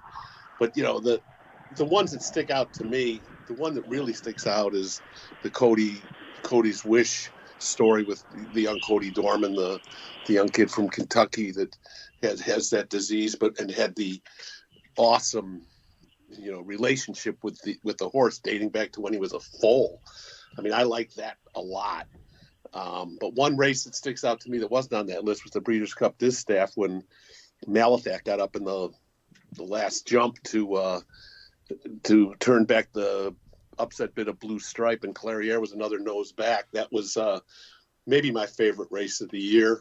But you can't go wrong with any of them. But those two stick out to me more than any. Yeah, I have to agree. There's too many good moments in our game every year, and that's the great thing about our game. Wayne winning the Oaks, that's absolutely special. But you can't pass on Cody's Wish. That's an automatic winner right there. Ding, ding, ding. They won because that's a once in a generation story. That it's unbelievable. I mean, just the fact that the horse seemed to know that this kid was special in his own way, and the relationship they had. Even when he went back to visit the horse, after he got older, when after the fuzziness of maybe being a foal is gone, but the horse still went right to him. And it's something that's, made up in Hollywood sometimes, but this is a real live story and just a really, really feel good moment. I'd be shocked if it doesn't win. Yeah, it just shows you the connection between horses and humans. It's an unbelievable thing, and how smart they are and how long their memory is, and the fact that they really can recognize people, and that's a great connection. The horse and the young man both. Guys, I've said many times over the years that there is a difference between a race of the year and a moment of the year. And Cody's Wish and his race in the Breeders' Cup Dirt Mile, getting up, holding on, winning by that narrow margin, and everything that went along with it is certainly considered a race of the year. But the moment of Cody Dorman, and that moment we saw of him with tears running down his face in the winner's circle in his wheelchair with the garland of flowers draped across his lap, that to me is the true moment associated with the Dirt Mile. Do you agree that there should be a separation there? Yeah, there could be. There's plenty of room for a lot of awards, but that moment will never be topped. And it just shows you the connection, like I said, between humans and horses. I don't know what it is. We don't have that with any other animals. I mean, dogs are our friends and our pets, but there's some kind of connection between humans and horses that's unbreakable. It's a bond. We need each other, and that was the perfect scenario of it. That both Cody and the horse needed one another. Maybe they should have a separate category, moment of the year, and race of the year. Because, you know, when I was at the Breeders' Cup and I saw that moment in the winner's circle, it was almost like that horse. I mean, you might sound crazy, but it's almost like that horse knew he did that for that kid. Yeah. Yeah, you know, Byron King was with me in the first segment as I opened the show this morning, and Byron brought up the point that his moment of the year wasn't so much Flightline's win in the Breeders' Cup Classic, but he said it was everything that went along with it, with the racing fans and the horsemen embracing that horse and rallying around that horse, and the roar from the crowd as he came back to the winner's circle. That was his moment surrounding that race. Not necessarily the victory by Flightline. So there's another instance of where you could look at the human element of it and have things be a separate category there, right? Yeah, I mean, you could say the same thing about Rich Strike in the Derby. Yep. After he won that race, and you know, and he came back, and even though he got a little frisky with the outrider, but you know, there was just people of the you just couldn't believe what they had just seen and what they were absorbing watching this horse come back. You know, they were witnessing history, something that they will probably never see again in that kind of setting. So yeah, that's there's just so many cool, neat moments that you know, you wish you could bottle them and get them every year, but obviously you don't get them every year, but you get some really, really good stories every year. I love that. Timmy channeling his inner Vin Scully. I don't believe what I just saw, right? With Rich Strike on the first Saturday in May. And that one is going to get a lot of votes for the moment of the year, too. An 80-1 upset in the sport's most famous race. All right, topic number 2. Today is going to mark the 33-year anniversary of Hall of Fame jockey Kent DeSormo breaking the record for most wins in a single season with 598. That came in 1989, and we talked about that mark and whether it would ever be broken a few weeks ago on this show. But I want to take it a different direction since this is the anniversary of that happening. Despite Kent's battles with alcoholism over the past 10 seasons or more, he has averaged 68 wins per year over the past decade. Will Kent wind up over or under that 68-win mark in 2023 as he makes what may be his final comeback bid? Dale, you want it first? Yeah, I'll take that. I was texting with Kent yesterday, and, you know, he's a good friend and ridden 3 derbies for me, and I think one of the all-time greatest riders of all time. He doesn't age. So if he –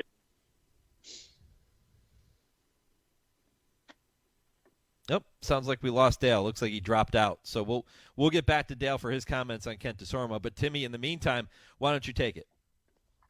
Well,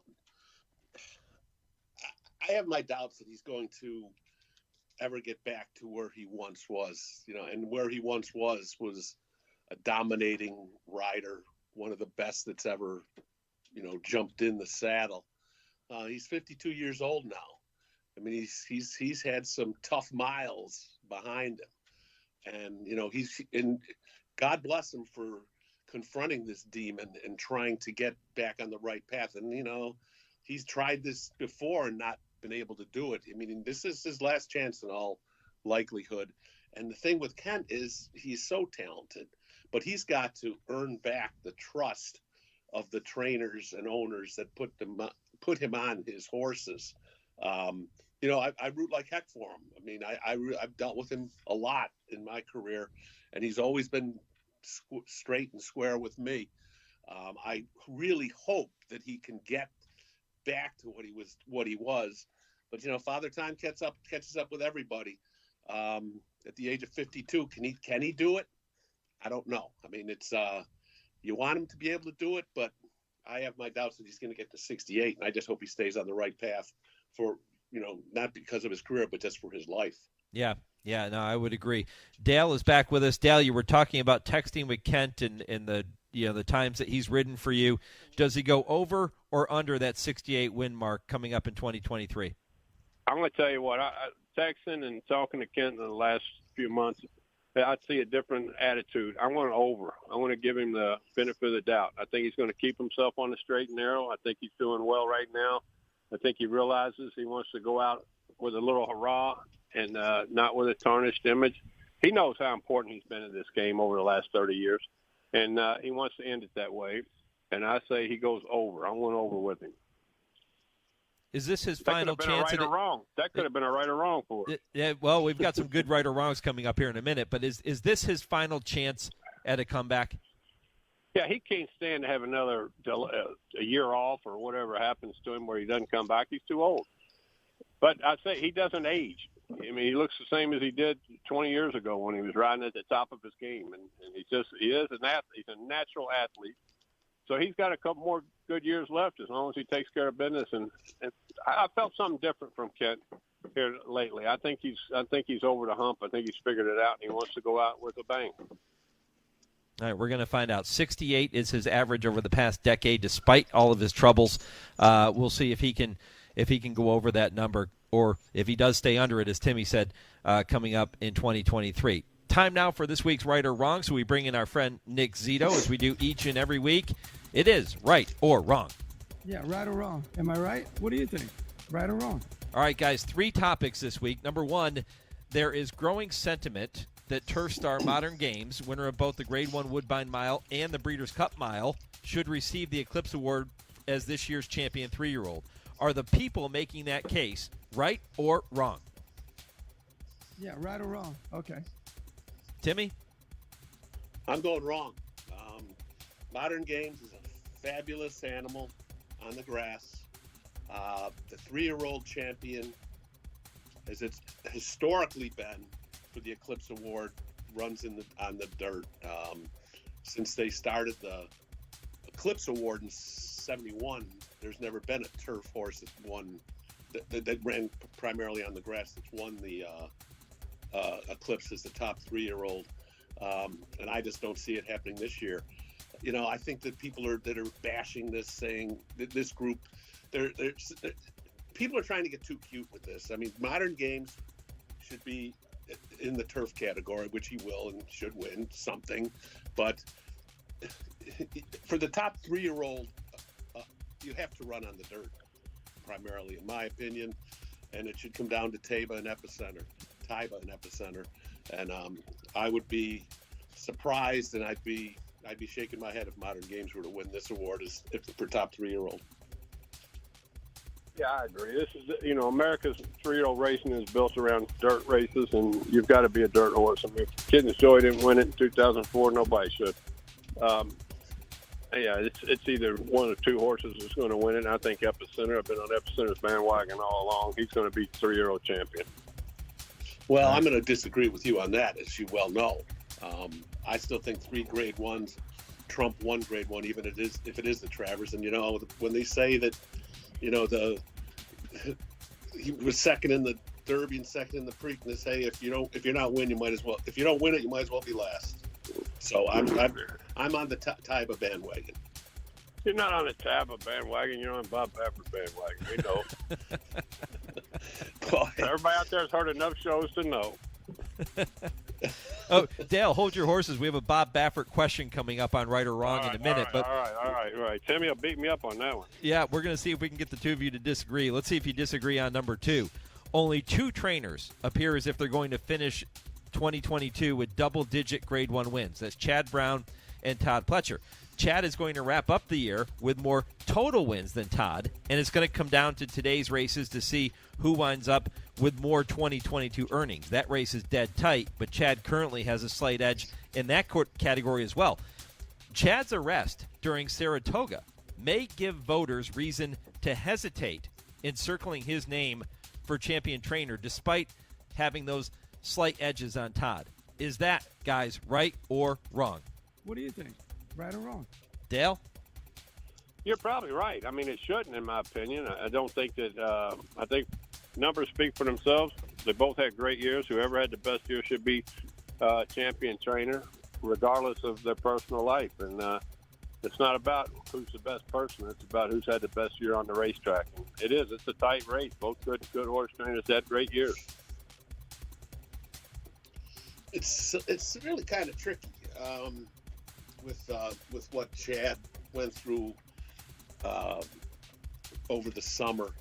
I mean, we might not ever know what really happened. But, you know, the public perception that people have, if somebody does something to bring the law involved, it's almost like, well, I don't think you can hold that against what he does on the racetrack. But people will, because that's just human nature. Is it fair? I don't know. It's, but to say, you know, I mean, it wasn't, obviously it was something bad, really bad that he did, or that he was accused of. And people will hold that against him. But I would hope that the voters of the Eclipse, you know, they keep it on the racetrack. You're not voting on someone's character or personality. You're voting on what they do on the racetrack. And that's what should come through here. Who are you voting for, Tim? I don't know. We got another day to go. Cop out. What? That's a cop out. You know who you're voting for. You have to tell us next week anyway. Well, my vote is sealed until next week. Okay. He's voting for Baffert. No, yeah, you know he is. Well, you guys are ganging up. The Christmas spirit I is wasn't already going to say it, gone. Mike, but since you did, I'm glad you did. He Yeah, didn't vote well- for either one of them. Well, our third topic here on Right or Wrong involves Bob Baffert, and as Timmy sits in his house staring up at the Bob Baffert poster on his wall, I'm going to throw this one at you. Trainer Bob Baffert had a day to remember on opening day at Santa Anita on Monday, winning 5 races. Many people are not going to like this statement, but with an expected full 12-month season ahead of him, Baffert should be considered among the favorites for leading trainer in 2023. Is that right or wrong? Yeah, right or wrong? Am I right? Timmy, I'm going to come to you first. Well, okay. I'm going to shock the heck out of both of you. I'm going to say wrong.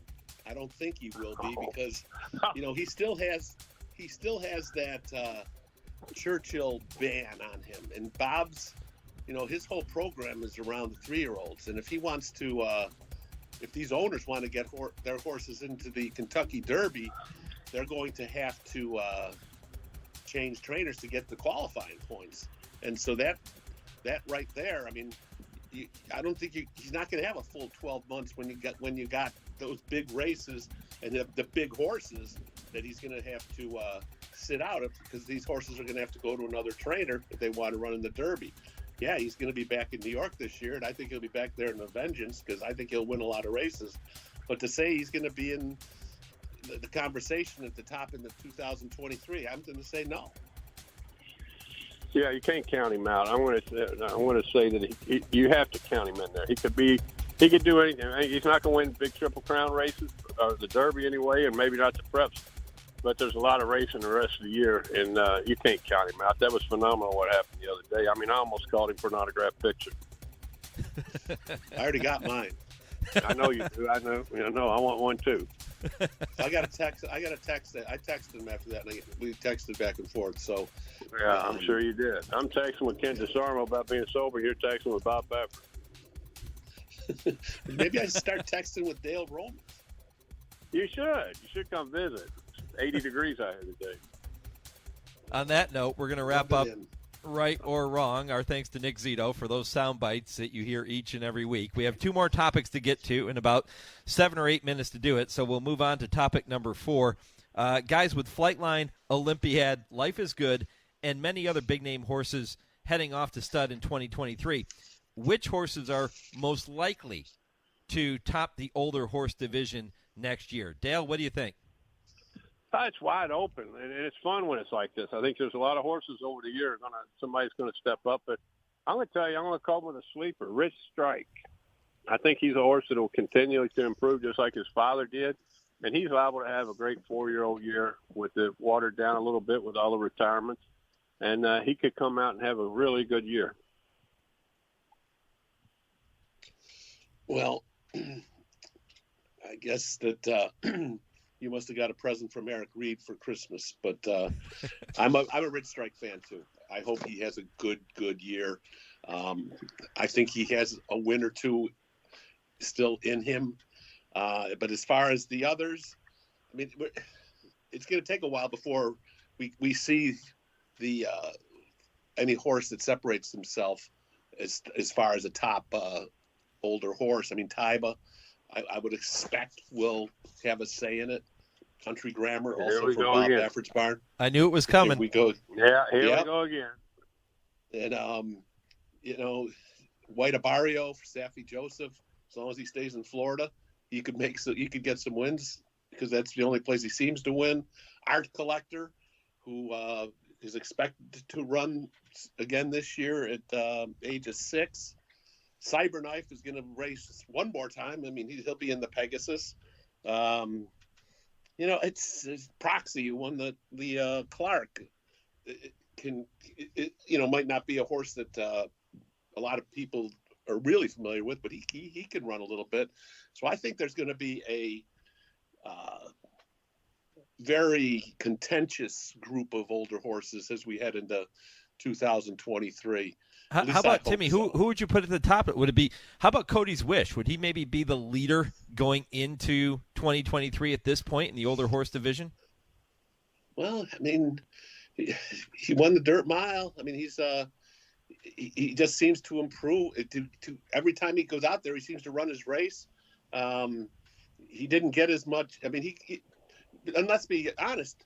The main reasons he was getting a lot of publicity was because of the backstory. I mean, he's a darn good racehorse. Yep. You can't count him out either. Dale's car alarm is going off. Yeah, somebody's here in the parking lot is. Yeah, Cody's Wish is an interesting choice. I mean, you don't think of mileage that much when you start thinking about who's going to control the older division, but he's a good horse, and if he stretches out a little further, he could be the leader of the crop.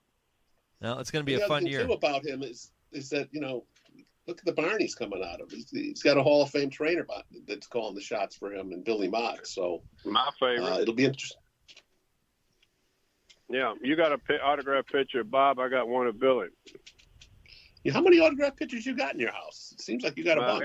Eric Reed, Billy, and Wayne Lucas. That's it.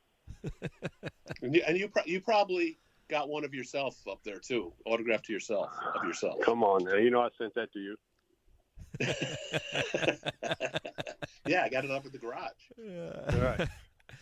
All right, one more topic. We have about 4 minutes left in the show before you guys have to make your final point of 2022. So you got to make it a good one. But if you were to be made czar of racing right now, today, on this final day of 2022, what is the first New Year's resolution you will make as czar of racing? Timmy, what's it going to be?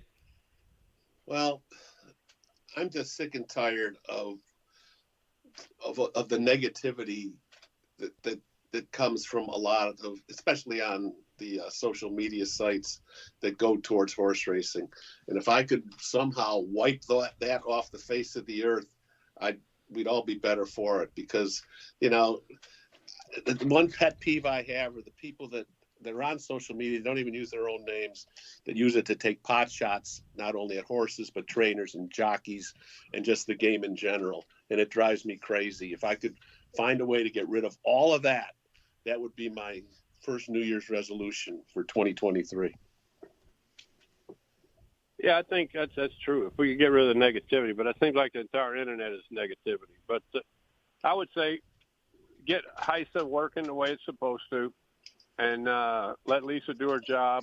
Let's have some confidence in her going to do the right thing, and get all the rules regulated through the country, and take away all the negatives of HISA and make the sport better.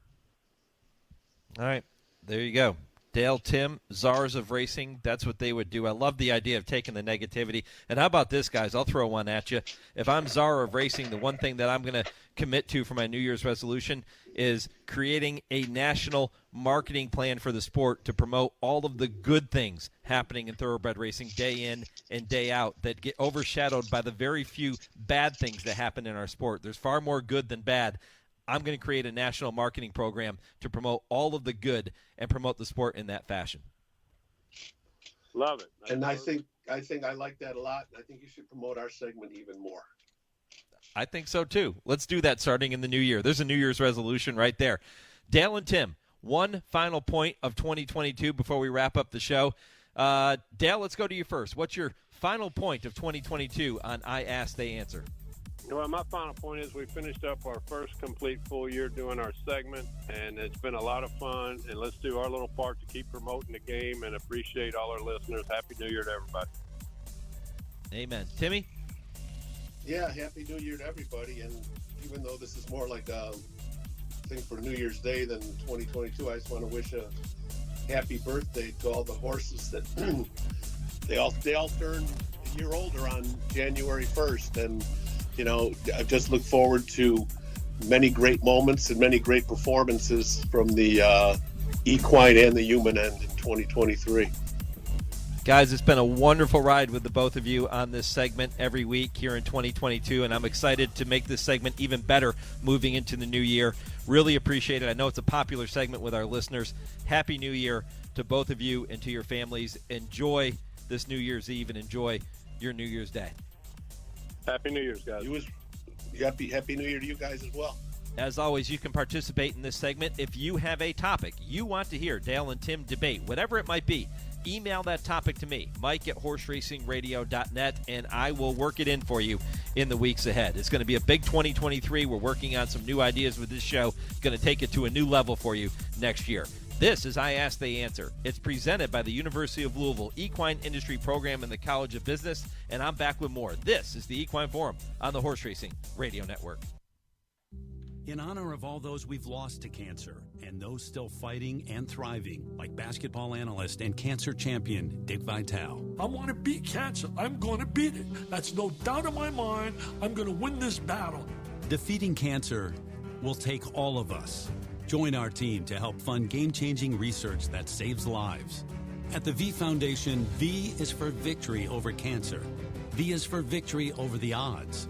V is for victory over health disparities, victory over setbacks, victory over the unknown. V is for victory over giving up. Don't give up. Don't ever give up. Donate to the V Foundation to join our team and help save lives. Cancer can take away all my physical abilities. It cannot touch my mind, it cannot touch my heart, and it cannot touch my soul. 100% of donations fund game-changing cancer research. Donate now to the V Foundation at v.org. People do some pretty cool things in their 40s and 50s. Why should saving for retirement be any different? I mean, they go back to college, learn new instruments, start skateboarding. Whoa! Okay, maybe that one's not for everybody, but saving for retirement is. With aceyourretirement.org, you can get on track with your retirement savings no matter your age. Just have a 3-minute chat with Avo, the friendly digital retirement coach from AARP. You'll get personalized recommendations based on your input that are easy to understand and work with your lifestyle. It's quick, easy, and free. Plus, it's sponsored by AARP, so you know they got your back. Woo-hoo. Gnarly move, Dad. Thanks, sweetie. So wherever you are in your retirement savings journey, head to aceyourretirement.org and start chatting with Avo today. That's aceyourretirement.org. A message from AARP and the Ad Council. And now an important message from Jerry Rice. As a career wide receiver, I've been hit hard. But no training nor practice prepared us for the devastation of COVID-19.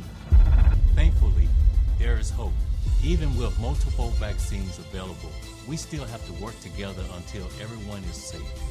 We all win when we unite to prevent. For more information, visit unitetoprevent.org. Hi, this is jockey Byron Hernandez. For me, there's no bigger thrill than crossing the finish line in front, and nobody captures the excitement of our sport like Horse Racing Radio Network. Each week, HRRN brings you exclusive talk shows, podcasts, and in-depth conversations with the biggest names in racing, jockeys, trainers, owners, and more. Plus, HRRN is committed to helping disabled riders through their support of the PDJF. So climb aboard a winner today by visiting horseracingradio.net. Okay, this is Carl Nasker, and I listen to HRRN. You're listening to the Equine Forum on HRRN, presented by TwinSpires. The January issue of Blood Horse magazine features a 2022 in review, which includes Flightline putting his stamp on the 2022 racing season that also included 3 different classic winners. And how will the launch of the Horse Racing Integrity and Safety Authority play out in 2023? You can download a copy now from the Blood Horse Magazine app via the App Store or Google Play, or subscribe today and receive a 2023 Blood Horse calendar, which is a $24.95 value that's absolutely free. Go to bloodhorse.com/winter special.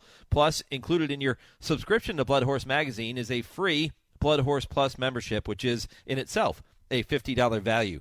Bloodhorse.com/winter special is the place to go.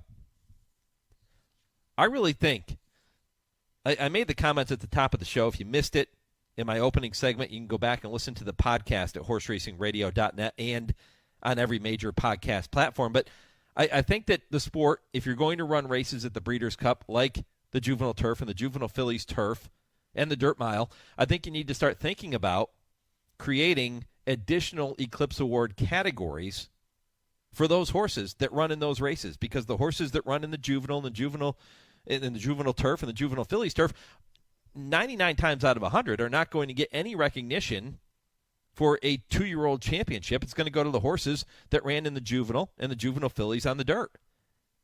That's just the way it is. And I think it's time we start looking at things a little differently when it comes to the Eclipse Award voting. Again, my comments in the opening segment of today's show, I went more in depth as to some of those things. And I do think my New Year's resolution for the sport moving forward in 2023 is going to be to find a way. And we do that every week here on the network with unsung heroes that we bring your way, and the guests that we try to have on the program, Trainer Talk, which you can catch every Wednesday. Try to find a way to do even better in getting those positive storylines out to you. And to people that aren't familiar with racing, the general sports fan, find a way to get the great storylines in front of those people and bring them to the sport of thoroughbred racing, because it is the greatest sport on the planet. Happy New Year to everybody throughout HRRN Nation. My thanks to my producer in our Lexington studio, the General, Lee Delapina. My thanks to Byron King, Terry Finley, Jacob West, Saffie Joseph Jr., Jon White, Dale and Tim, Joe Kristufek, and Kurt Becker for all their help with today's show and all their support each and every week. If you missed it, check out the podcast at horseracingradio.net. Thanks for listening. Thanks for participating in the poll question. I'm Mike Penna. Happy New Year to everybody throughout HRRN Nation. Hey, Sunday Night Football. Go Steelers.